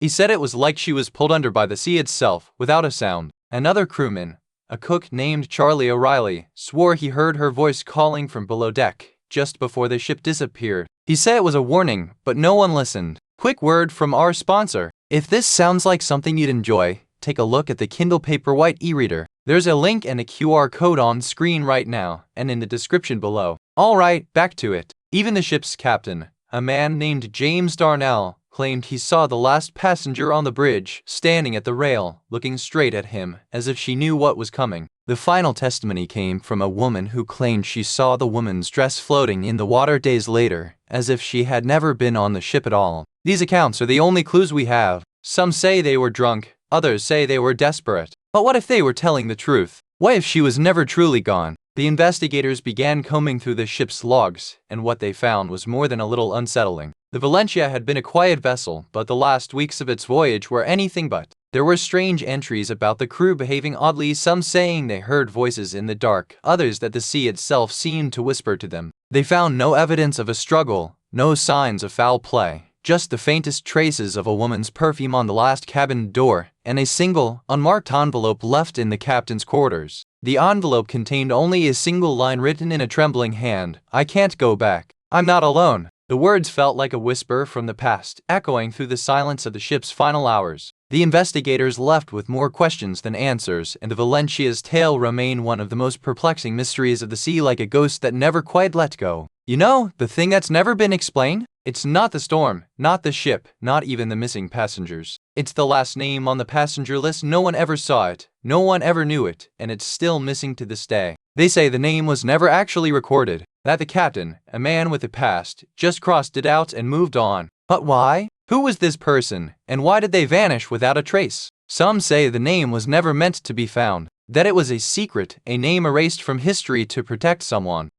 And why would a passenger be erased from the very ship that took them away? The mystery of the last name lingers like the scent of salt in the air, a whisper in the dark. And if you listen closely, you might just hear it just once before it vanishes again. You know, folks still talk about that one sailor who vanished without a trace. They say he was the last to board the Valencia, and somehow he never made it across the Atlantic. What if he was just a ghost in the mist, never meant to be found? Some say he was cursed for leaving his wife behind. Others whisper that he was the one who pulled the trigger on the captain. But no one knows for sure. The sea has a way of keeping secrets, don't you think? But then again, maybe it's just the wind, or the tide, or the memory of a man who never made it home. After all, some stories are more comforting than terrifying. Still, if you find yourself walking those shores at night, you might just hear a whisper in the wind, and if you listen closely, you might hear the last words of man who vanished into the sea. You know, sometimes the most haunting stories aren't the ones with ghosts, but the ones that just disappear. The Valencia's last passenger? No one knows where they went, or if they ever went anywhere at all. They say the ship vanished on a moonless night, with no distress calls, no wreckage, just silence. Some say it was a storm, others a curse. But the truth, it's still out there, hiding in the fog of history. Some say the sea took the last passenger, others that they were never on the ship at all. But you know what? Maybe they're still out there, somewhere, waiting for someone to listen. So here's my question to you, dear listener: what if the Valencia wasn't just a ship, but a mirror? A mirror to our own quiet, unresolved mysteries, waiting to be remembered. The mystery lingers, not because it's unsolvable, but because it's still waiting. Waiting for someone to ask the right question, and maybe hear an answer. You know, sometimes the most haunting stories aren't the ones that end in a scream, but the ones that fade into silence. Like the last passenger on the SS Valencia, who never spoke again. And sometimes, the silence is louder than any sound. Imagine standing there, the wind carrying the echo of a name you never heard, just a whisper in the dark. Now, I think I'll go brew some tea and listen for the sound of a ship in the distance. But I'll be back with another story just like the Valencia, never quite where you expect. Stay warm, stay curious, and remember, some stories are best told by the light of a fire, not the glare of a flashlight. You ever wonder what happened when a ship sinks in the dead of night, with no survivors, no distress calls, just silence? That's the tale of the SS Valencia, a luxury liner that vanished in 1922 with 289 souls aboard. The Valencia was supposed to be a dream cruise, a place where the wealthy could escape the noise of the world. But instead, it became a graveyard of dreams, swallowed by the Atlantic in a storm no one could have survived. Now, decades later, people say you can still hear the whispers of the lost on the waters near the coast. Sailors claim to see ghostly figures on the decks, and the wind carries a melody that never fades. The mystery of the Valencia is still unsolved, and the stories keep getting darker. Some say the ship was cursed, others that it was a cover-up for something far more sinister. But one thing is certain, it never really left the sea. So, what do you think? Was it a natural disaster, a hidden tragedy, or something far more haunted? The Valencia's story is just beginning, and the sea is still waiting to tell its secrets. You know, the story of the SS Valencia isn't just about the sea, it's about the people who sailed on it, the ones who dreamed of a better life, and the ones who never made it home. You ever think about how a ship can be more than just metal and sails? Built in 1907, the Valencia was a marvel of her time, big, fast, and built for luxury. But even the best ships can be caught in the worst storms, you know.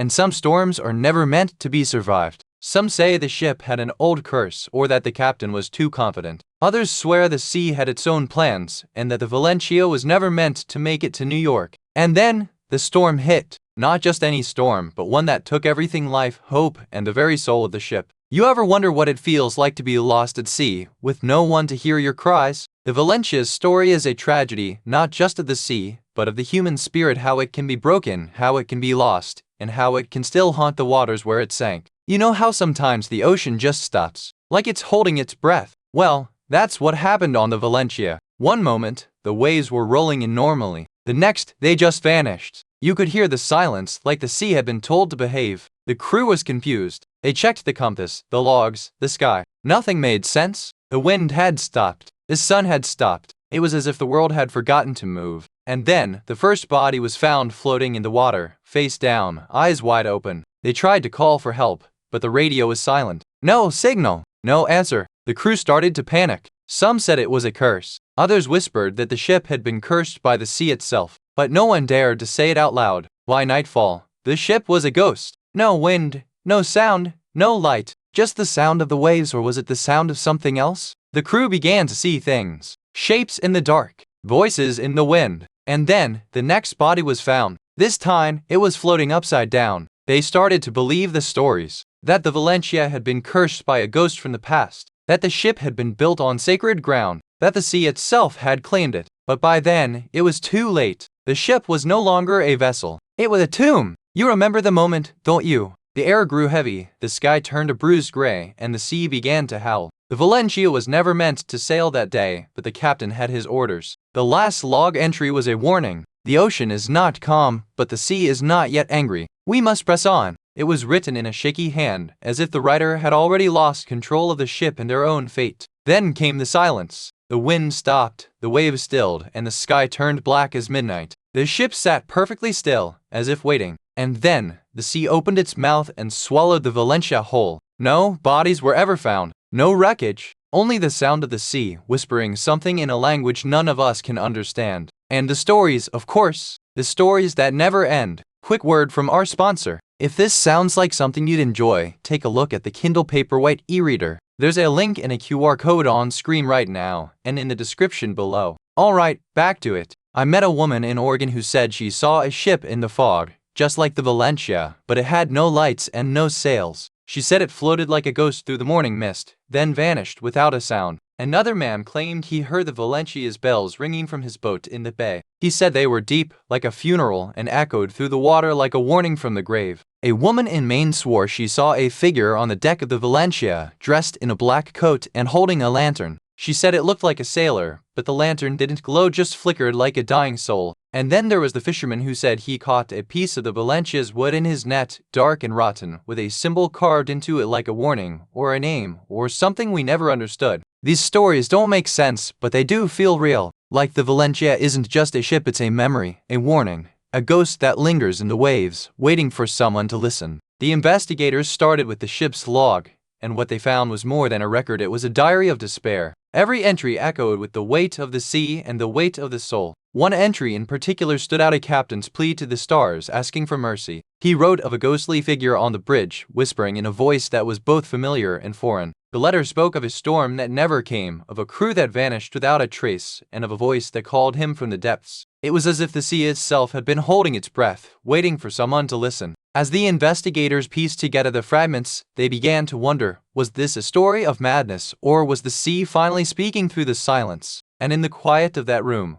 with the weight of the past pressing down, they couldn't shake the feeling that the Valencia was still listening and waiting. You know, the thing that really haunts me about the Valencia isn't the sinking, or the cold, or even the silence. It's the one thing that just never happened. The one detail that has never been explained. They say the last distress call was cut off mid-word. But what was it? No one knows. No log, no transcript. Just silence. Like the ship had been swallowed whole by the ocean's mouth. Some say the ring belongs to the captain's wife, who never made it. Others say it's just a trick of the light. But I think the real mystery is why no one ever looked for her. You see, the Valencia wasn't just lost. It was erased. From records, from memory, from the very sea that took it. And that, my friends, is the real ghost of the Valencia. You've heard the names, But do you know the faces? The townsfolk here still whisper about the Valencia's lost souls, and some say they're not all the same. Some believe the ship's ghost is just one sick, alone, and reaching for the shore. Others insist there are dozens, each with their own story, their own regrets. Some locals claim to have seen a ghostly child in the harbor crying for its mother.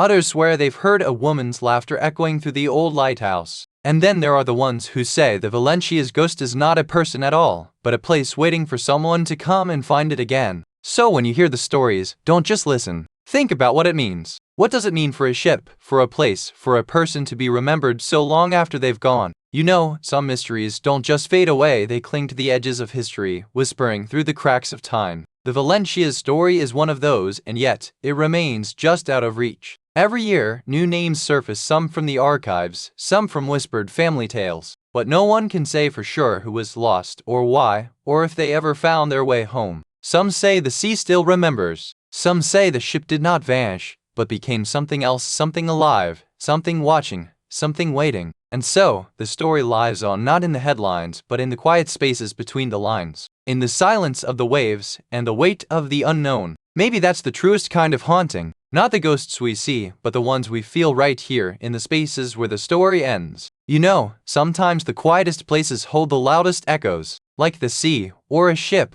or a memory that won't let go. And sometimes, the best stories are the ones that don't have endings. Just questions, and a little bit of hope that someone, somewhere, will find the answers. So, as the sun sets and the world grows quiet, I'll leave you with a whisper and a question. What do you hear in the stillness? And remember, even in the darkest nights, there's always a light and a story waiting to be told. You've heard of the Baskersvilles, but have you ever wondered what it was like to walk the moors where the legend began? The wind howls through the stones like a ghost, and the trees whisper secrets only the brave dare to listen. This is the place where the Baskersville name was cursed, where the shadow of a hound has haunted generations. You can almost feel the weight of history pressing down on these stones, like the burden of a family long gone. There are stories, of course, tales of a hound that never dies, of men who vanished without a sound, of a family that fell to madness and murder. But what if the truth is even darker than the legend? You think you know the story of Sherlock Holmes and the Hound of the Baskervilles. But what if the real mystery isn't in the past, but in the present? What if the hound is still out there, waiting for the next heir to make a mistake? So, what do you think? Is the hound a warning or a promise of doom? Or is it just the wind playing tricks on those who dare to listen too closely? You know, the Baskerville family wasn't always haunted by a ghost. They were haunted by a man named Hugo Baskerville, who lived in the 1700s and made a mess of things with his own arrogance and a touch of madness. Hugo had a plan to make himself the most powerful man in the county. He tried to take over the land by force, and in his desperation he did something reckless. He killed a man named Sir Charles Baskerville, his own cousin. The story spread like wildfire. The Baskervilles became a cursed family, and even though Hugo was eventually executed, the legend of the hound lived on. It was a tale of greed, betrayal, and the terrible consequences of playing God. So, when Sir Henry Baskerville arrived in the 1890s, he didn't know the family's dark past. He thought he was just visiting a grand estate, but the curse was waiting, and it had a very specific plan for him. You remember the first time you heard the hound's howl, don't you? It came from the moors, low and mournful like a child crying in the dark. It wasn't the kind of sound that fades, it lingers, like a memory you can't quite shake. The locals said it was just the wind, or the night. But the hound didn't come once, it came twice, and then again, and again, until the village began to whisper. People started seeing shapes in the dark, shadows that moved where there was no light. The hound didn't just haunt the moors, it haunted the hearts of those who lived near it. It was always there, just beyond the edge of the firelight, waiting. And it always came back, no matter how far you ran. You might think it's just a story, but there's something about the hound that lingers, like the last echo of a song you can't remember. It's not just a beast, it's a memory, a warning, a whisper from the past that never dies. You know, I've heard tales of the hound's wrath, but nothing prepares you for the night it vanished. It was a moonless night, and the moor was alive with whispers. The last witness saw it a shadow with glowing eyes, moving like smoke through the trees. Then silence. No sound, no light, just a hush that settled over the land. The next morning, the moor was quiet, but something had shifted. The wind carried a low, mournful cry, and the trees seemed to lean in toward the house. To this day, no one knows what happened to the hound. Some say it's still out there, waiting for the next heir to the Baskerville name to make the same mistake. And if you ever hear a low, mournful howl in the night, you might just want to run because the moor never forgets. I was told by a man who lived in the shadow of the Baskervilles that he once saw a shadow move across the moor at midnight. It wasn't the shape of a man, but something taller, something that seemed to have no body. He said it looked like a hound, but with eyes that gleamed like lanterns. It never moved, just stood there, watching him from the edge of the fog. He swore the hound was real, and that it had been there for generations, watching, waiting. Some say it's the spirit of Stapleton, others say it's the curse itself, made flesh. But no one can prove it, and no one dares to go back. The moor is silent now, but the air feels different, like it's holding its breath, waiting for the hound to move again. We followed the trail of the Baskerville hound into the wild moors, where the wind howled like a ghost and the earth itself seemed to whisper secrets. Every step felt like trespassing on something ancient and wrong. Quick word from our sponsor. If this sounds like something you'd enjoy, take a look at the Apple AirPods 2nd generation. There's a link and a QR code on screen right now, and in the description below. Alright, back to it. The local keeper, an old man with eyes like empty wells, told us about the hound's first appearance. He said it came with a sound like a woman's scream, and the ground shook beneath it. Among the pages, we found a letter from Sir Henry Baskerville himself, written in his own hand.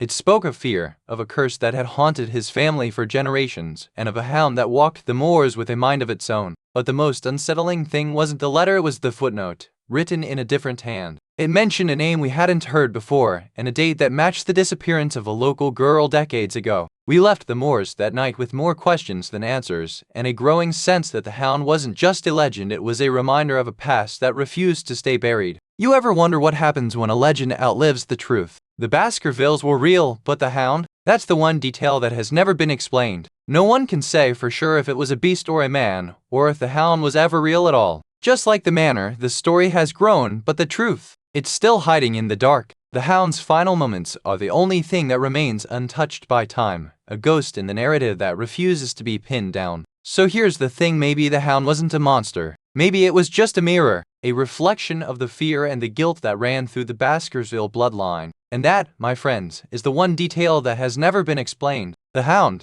the man, the truth. It's still out there, waiting for someone to find it. You've heard the name, but what about the man behind it? Some say Stapleton was no mad scientist, but a man cursed by his own ambition. You ever wonder if the hound was just a symbol of a deeper, darker truth? Others claim he was just a poor man trying to save his family, but the law didn't see it that way. What if the hound was a warning, not a monster? You ever think about the cost of playing God? Some locals say the hound isn't real, but the fear is. You ever wonder if the real monster was the man who let his greed take control? The line between man and beast is thinner than you think. And then there's the question no one wants to ask, what if Stapleton was right? What if the hound was real, and the curse was never about the family, but about the land itself? So, what do you believe? That the hound was a man's creation or a force beyond his control? The truth, like the hound, is always lurking just out of reach. Even now, the legend of the hound lives in the whispers of the moors, in the eyes of those who claim to see its shadow at dusk. Do you think the Baskerville name is cursed, or is it just a family that learned to fear their own past? The last known sighting was in the 1960s, when a farmer swore he saw the hound's eyes glowing in the dark.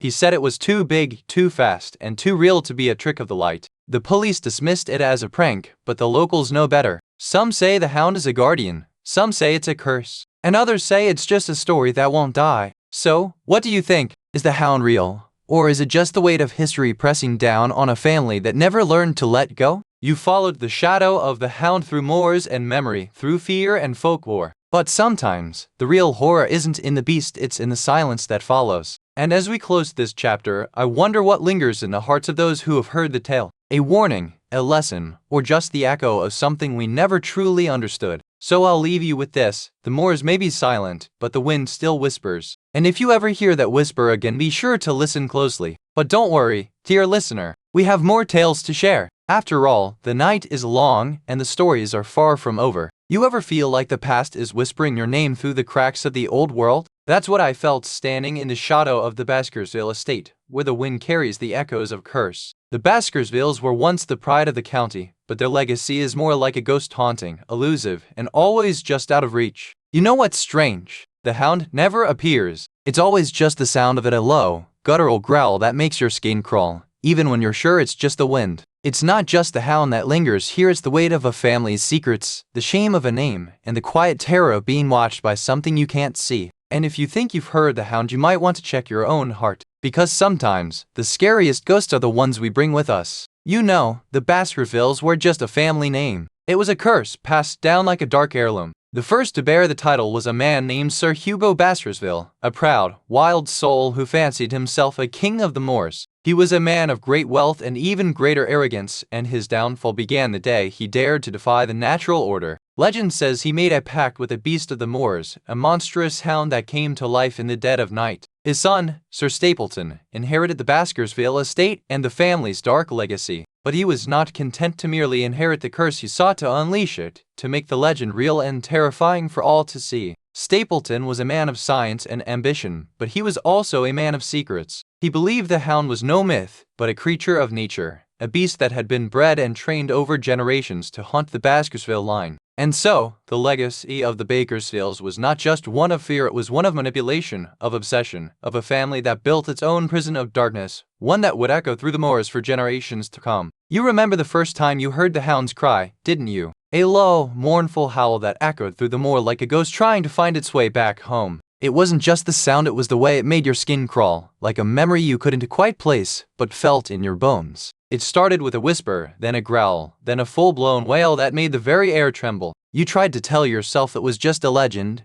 but legends have a way of becoming real when you least expect it. And then, one night, you heard it again, but this time, it wasn't just a sound. It was a warning. You remember the night the hound howled, don't you? The wind was a whisper of dread, and the moon had vanished behind a veil of storm. It was then, in that still, black silence, that the last Baskerville air vanished without a sound. The family clock struck midnight, and the air grew colder than winter. There was no scream, no struggle, just a door left ajar and the hound's shadow stretching longer than any man's. The Baskervilles had always been haunted, but this time, it was the air who became the ghosts. No one dared to speak of the night, and no one dared to look back at the moor after the storm passed. To this day, some say the hound still roams the moor, and that the last heir is waiting for the next Baskerville to come home. But I wonder, what if the hound was never the monster? What if it was just trying to bring someone home? I once spoke with a man who swore he saw the hound in the moor at dusk. He said it was a shadow with glowing eyes like firelight in the dark. He said it wasn't just a beast, it was a presence. A whisper in the wind, a breath on his neck, a sense that he was being watched from the shadows. He said the hound didn't run. It waited. It watched.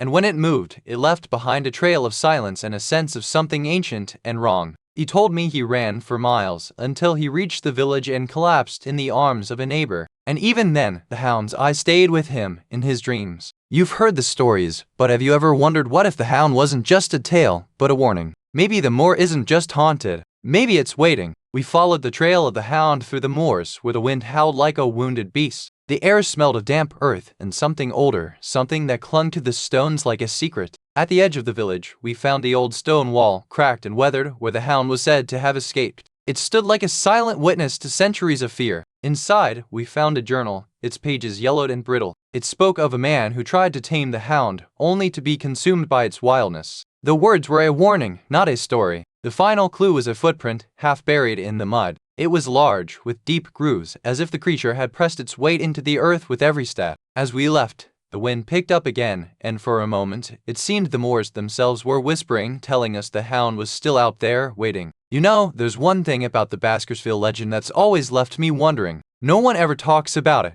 but it's the one detail that feels like a whisper in the dark. It's not the hound, not the curse, not even the family's dark history. It's the fact that the hound never actually appeared in the original Sherlock Holmes story. But I've always felt like the hound was there. I've seen it in the mist, heard it in the wind, felt it in the silence. And I'm not the only one. There are people out there who swear they've seen it too. Quick word from our sponsor. If this sounds like something you'd enjoy, take a look at the Fire TV Stick 4K streaming device. There's a link and a QR code on screen right now, and in the description below. Alright, back to it. Maybe the hound wasn't meant to be real. Maybe it was a warning, a symbol of something far more dangerous than a beast with a glowing eye. Something that lives in the heart of the Baskerville curse. And that, my dear friends, is the one detail that has never been explained. The hound, the curse, the family, all of it. But not the hound. Not really. You've heard the tales, but let me tell you what the locals whisper. Some say the hound isn't just a dog, it's a spirit, a curse that never dies. Others claim it's a warning, a trick played by the Baskervilles themselves. They say the family used to summon the hound to scare away rivals, and now it's come back for revenge. And then there are the ones who say it's not the hound, it's the man.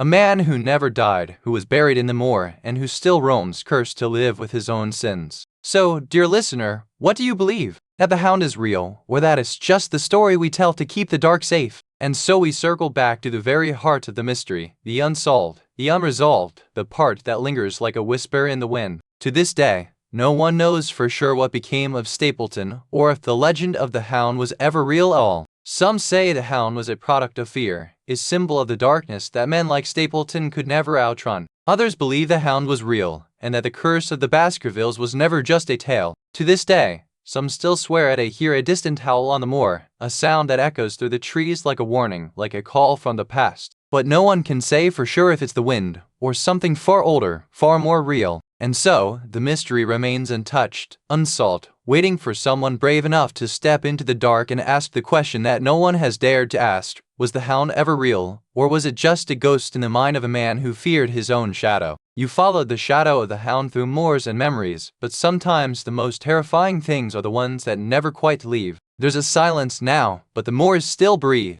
The hound may not be here, but it's always been with us. But don't worry, dear listener, we've got more tales to share. Just remember, the hound may be gone, but the stories live on. So, shall we continue? The next tale awaits, and I do hope you're ready for more shadows, more secrets, and more whispers in the dark. You've heard of the supernatural, but have you ever heard of a place so haunted it's whispered about in the shadows of London itself? The Enfield House, once a home of warmth and laughter, now stands as a silent witness to a tale that refuses to die. It's not the kind of place you stumble upon by accident. It's a place that lingers in the minds of those who have heard the stories of unseen eyes, cold fingers, and a presence that never leaves. You know, the Enfield House wasn't always a place of hauntings. It was once a modest home, a place where laughter echoed through the halls and the scent of fresh bread lingered in the air. The family who lived there, Mr. and Mrs. Hodgson, along with their 5 children, were kind, normal people. They had a dog named Carol, and the house was filled with the sound of children playing and the smell of warm cookies. The adults didn't take it seriously at first. They thought it was just children's imagination, but the events grew more intense, doors slamming, objects moving on their own, and a strange sound that seemed to come from the walls themselves. It wasn't until the family started to believe the stories that the real mystery began. They invited investigators, and the events became more frequent, more dramatic, and more impossible to ignore. And so, the Enfield House became more than just a home. It became a place of mystery, a place where the line between the real and the supernatural began to blur. You remember the first time you noticed the lights flickered just a little too often, like the house was breathing. It was late, and the only sound was the clock ticking louder than it should.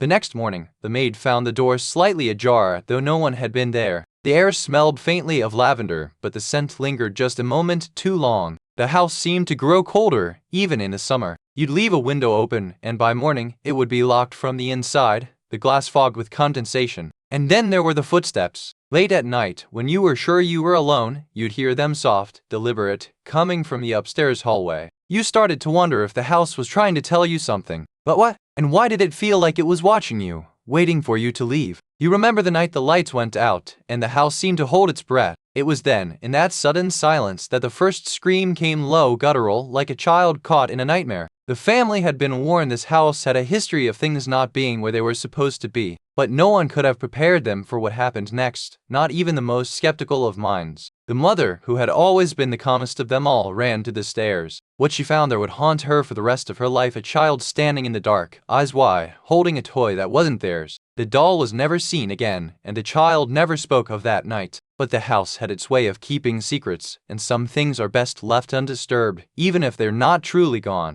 I remember the way the light cut through the curtains, like a knife, as she described the moment she saw the figure in the hallway. Her voice was steady, but her hands trembled as if she were still there, watching. She said the figure was tall, in a long black coat, and moved with a strange, floating grace. No sound, no shadow, just the feeling of being watched, like the house itself had eyes. Another woman told me she saw the same thing, only she didn't see it. She felt it. A cold breath on her neck, a whisper in her ear, and then the weight of something unseen pressing against her chest. One man swore he heard the voice of a child in the walls, calling for help. He said it was the same voice his own daughter had once used, before she disappeared. These accounts don't just haunt the house, they haunt the people who remember them. And sometimes the house remembers them back. We followed the trail of whispers to the old Enfield home, where the walls seemed to hold their breath. The air was thick with the scent of damp wood and the faintest trace of something older, something that had lived there once. The investigators found old newspapers tucked in the floorboards, yellowed and brittle, telling of a time when the house was a place of both wonder and sorrow. Each page whispered of a family that vanished without a trace. In the attic, we found a mirror that didn't reflect the room, but instead showed a glimpse of something else, something that had been there long before the house was built. It felt like looking into a secret the house itself had been keeping.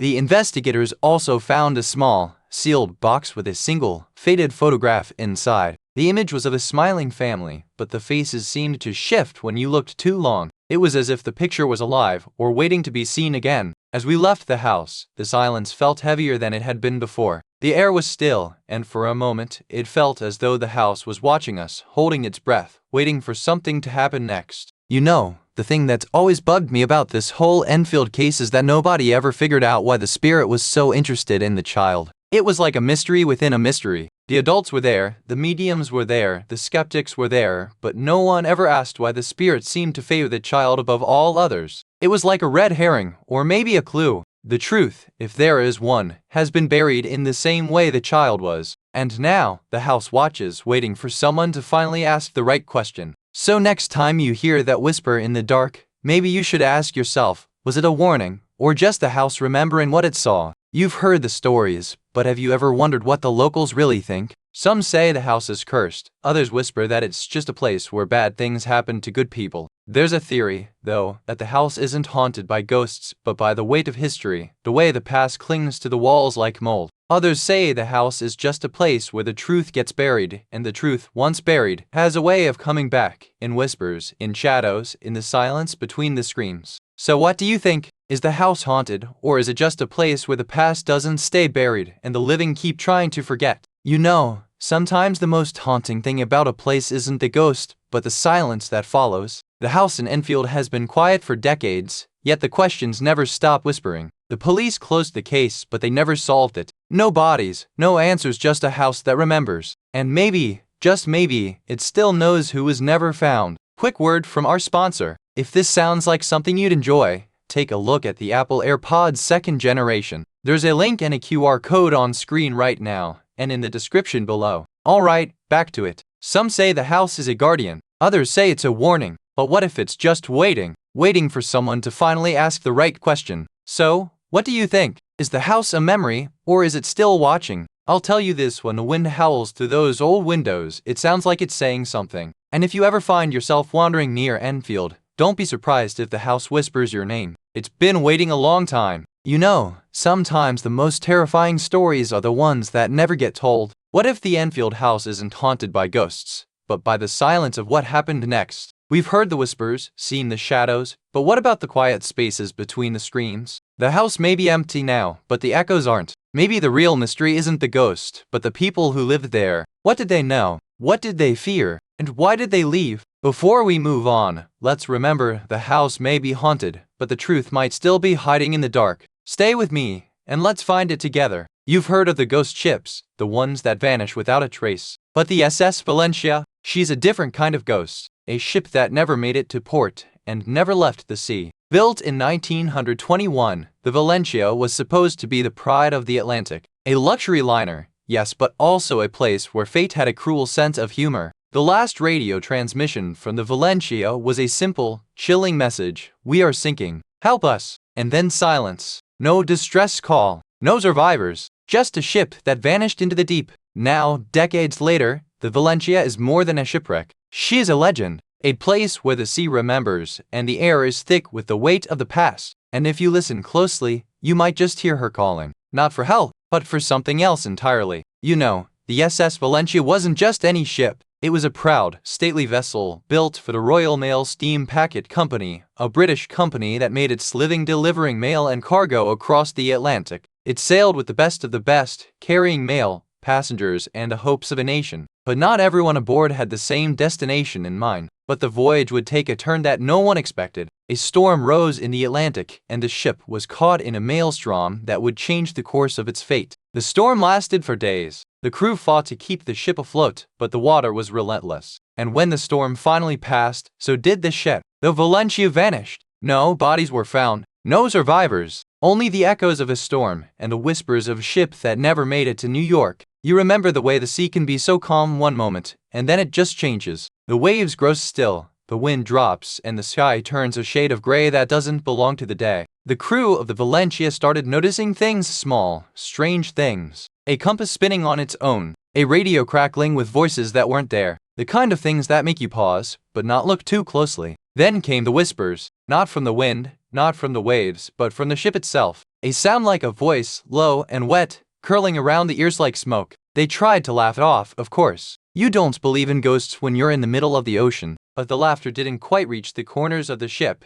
and the voices didn't stop. And then, the first real sign. A mirror, cracked and broken, left in the captain's quarters. Not by accident, not by storm. Just there. And in the glass, a face that wasn't theirs. They didn't say much after that. Just a lot of looking over their shoulders. And a lot of silence. Because sometimes, the sea doesn't just take lives, it takes the ones who remember. You remember the moment it all changed, don't you? The fog rolled in just as the Valencia was docking, and then nothing. No one saw a thing, but the ship was gone. It was like the sea had swallowed it whole. The crew was never found. Some say they were taken by the sea itself, others that they were still on board, hidden in the shadows, waiting for the right moments to return. The last log entry was written in frantic strokes. The ship is not ours anymore. We are not alone. Then silence. No one knows what happened after that. And now, decades later, people still claim to hear the Valencia's foghorn at night. It's a sound that doesn't belong to this world. It belongs to the ones who were never meant to leave. You think you're safe, don't you? But the Valencia didn't vanish. It just waited. And somewhere, in the fog, it's still calling. One passenger, a young woman named Alina, swore she saw a figure in the fog, standing at the bow of the ship, watching her with hollow eyes. She said the figure didn't move when she looked away, only its breath misted the air like a ghost caught between worlds. He said it wasn't the sound of a child, no, it was the sound of someone who had never been born, playing with the echoes of the living. And then there was the woman who claimed to hear her own voice on the radio, whispering directions to a place she had never been. She said the voice kept calling her name,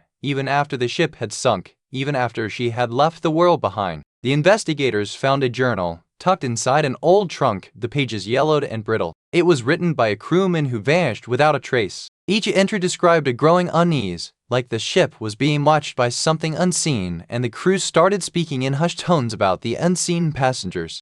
They found a set of footprints in the sand near the ship's wreck, but the prints didn't match any of the crew or passengers. They were too long, too narrow, and too old. The last entry was dated the day the Valencia vanished. It ended with a single word, written in a frantic hand: "They are coming."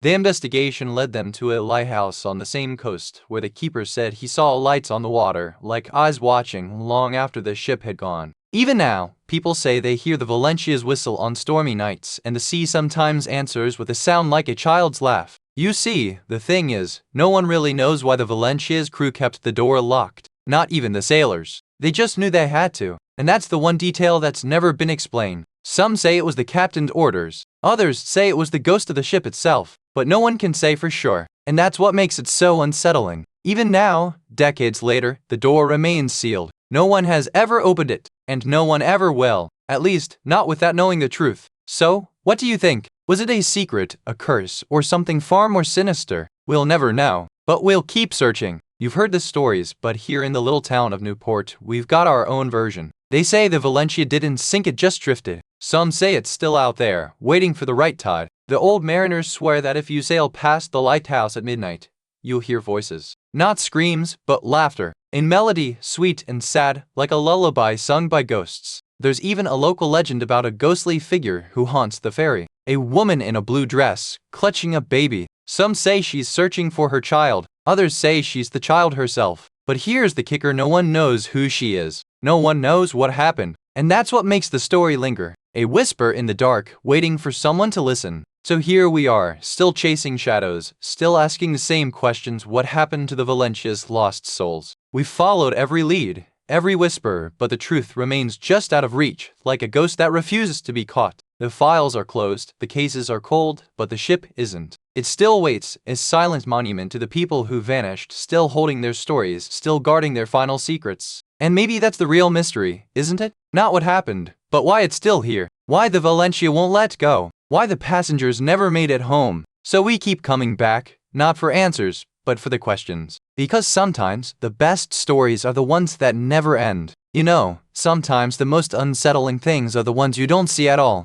The Valencia's ghosts are quiet, but their presence is heavy, like a shadow that lingers just beyond your vision. They don't scream or haunt with loud voices. They whisper through the wind, through the rustle of old sails, through the silence between heartbeats. You feel them more than you hear them. So when the story ends, don't be surprised if you feel a little chill. After all, the Valencia's passengers are still out there waiting, watching, and remembering. Quick word from our sponsor. If this sounds like something to enjoy, take a look at the Amazon Echo Depth smart speaker. There's a link and a QR code on screen right now, and in the description below. Alright, back to it. But don't worry, dear listener, there's always another tale waiting, just beyond the mist. And I'll be here, by the fire, ready to tell it. You've heard of Paris, but have you ever wondered what lies beneath its cobblestone streets? Beneath Montmartre, where the artists once dreamed, there's a labyrinth of bones and secrets waiting to be unearthed. These tunnels, once a place for the city's forgotten, now whisper tales of the lost and the damned. You can almost hear the echoes of those who never found peace. The Montmartre catacombs are not just a tourist attraction, they're a place where the past refuses to stay buried. Some say the walls still breathe,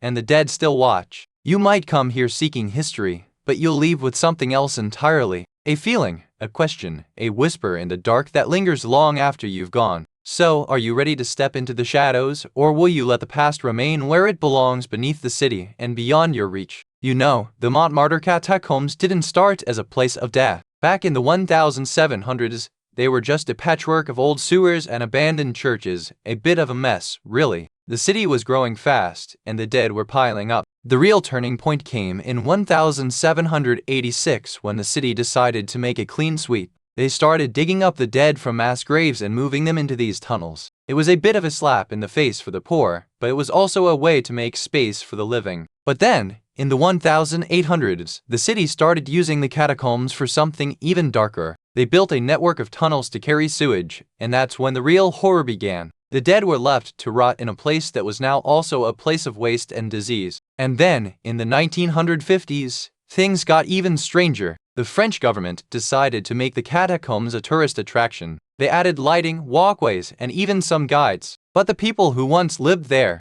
they were long gone, and the place had a way of remembering. So now, when you walk those halls, you're not just visiting a place. You're walking through the bones of a city that was once full of life, now buried under layers of history, secrets, and something that just doesn't let go. You remember the first time you heard the sound like a whisper just beyond the edge of your hearing, as if someone was trying to tell you something you weren't ready to know. It wasn't a scream, not really, just a low, keening noise, like a child's breath caught in the throat, and then silence. The guides dismissed it as the wind, but you noticed how they'd all stopped talking, how their eyes darted toward the sound, and how none of them smiled anymore. You felt it in your bones, that something had shifted in the air, like the room itself had inhaled and held its breath. And then, just as you were about to ask what they were so afraid of, the silence broke again, and this time, it was louder. You remember the silence, don't you? That stillness before the storm, when the air thickens and the walls seem to close in. It was a Tuesday, and the last tour had just left. Then, the sound like a footstep, but not quite. A whisper of movement, a breath of cold air. The guide turned, only to find the path empty, the silence pressing in tighter than before. The next morning, they found the guide's belongings in the square untouched, as if they'd never been there. But their footprints were in the dust, leading straight to the mouth of the catacombs. No one knows what happened. Some say the catacombs are alive, hungry for those who lingered too long. Others say it's not the bones, but the memories that call out to the lost. But the last tour, they said, never made it back. And no one will walk that path again. Not without a lantern, not without a prayer. I once spoke to a woman who said she walked those tunnels alone, and when she turned a corner, she saw a man in a 19th century coat standing in the middle of the path, just waiting. She ran, but he didn't move, just stared at her until she vanished into the dark. And when she came back, she said she never saw him again, but she could still hear his footsteps behind her. One entry describes a woman who claims she was followed by a child, no older than 8, with a lantern in one hand and a small, folded piece of paper in the other. She never found it, but the child never left her side. Some say the child is a lost soul, a reminder of the thousands who died to build these tunnels. Others say it's a warning that the past is never truly buried and the tunnels remember. The tunnels are a tomb, but they're also a mirror. And if you look too closely, you might see yourself, just a little older, a little colder, and a little more afraid. We followed the faint traces of the past through the narrow, winding streets of Montmartre, past the crumbling facades and the scent of fresh bread from the boulangeries. The air was heavy with history, like the weight of 1,000 silent whispers. The first clue was a weathered map, half buried in a forgotten drawer, its ink faded but its directions clear. It led us to a forgotten stairwell where the air felt colder than the rest of the city. Inside, the silence was absolute. It wasn't the quiet of an empty space, but the hush of something waiting, something listening. The walls seemed to lean inward, as if holding their breath. We found the first artifact, a small, rusted key, tucked into a crevice in the wall. It felt heavier in my hand than it should have, like it carried more than just metal. As we moved deeper, the air grew thick with something ancient, like the scent of dust and forgotten lives. It wasn't just a place, it was a memory, a presence, waiting to be remembered. You ever wonder what happens when a secret is too big to keep? The Montmartre catacombs hold more than bones, they hold whispers, and some of them never stop. There's one detail, just one, that no one has ever explained. A name, a date, or a mark, something that doesn't fit with the rest of the story. The caretakers have tried to explain it. The historians have tried to ignore it. But the mark remains, like a question without an answer. And so, the Montmartre catacombs continue to whisper, not of terror, but of something older, something that remembers and won't let go. You've heard the whispers, but let me tell you what the locals still mutter in the dim glow of their cafes. They say the catacombs are a gateway, not a tomb. Some believe the bones in the vaults are not just bones, but the remains of those who were never meant to leave, their spirits trapped in the stone. There's even a tale about a priest who once mapped the catacombs and vanished without a trace, leaving only his last sermon carved into the stone.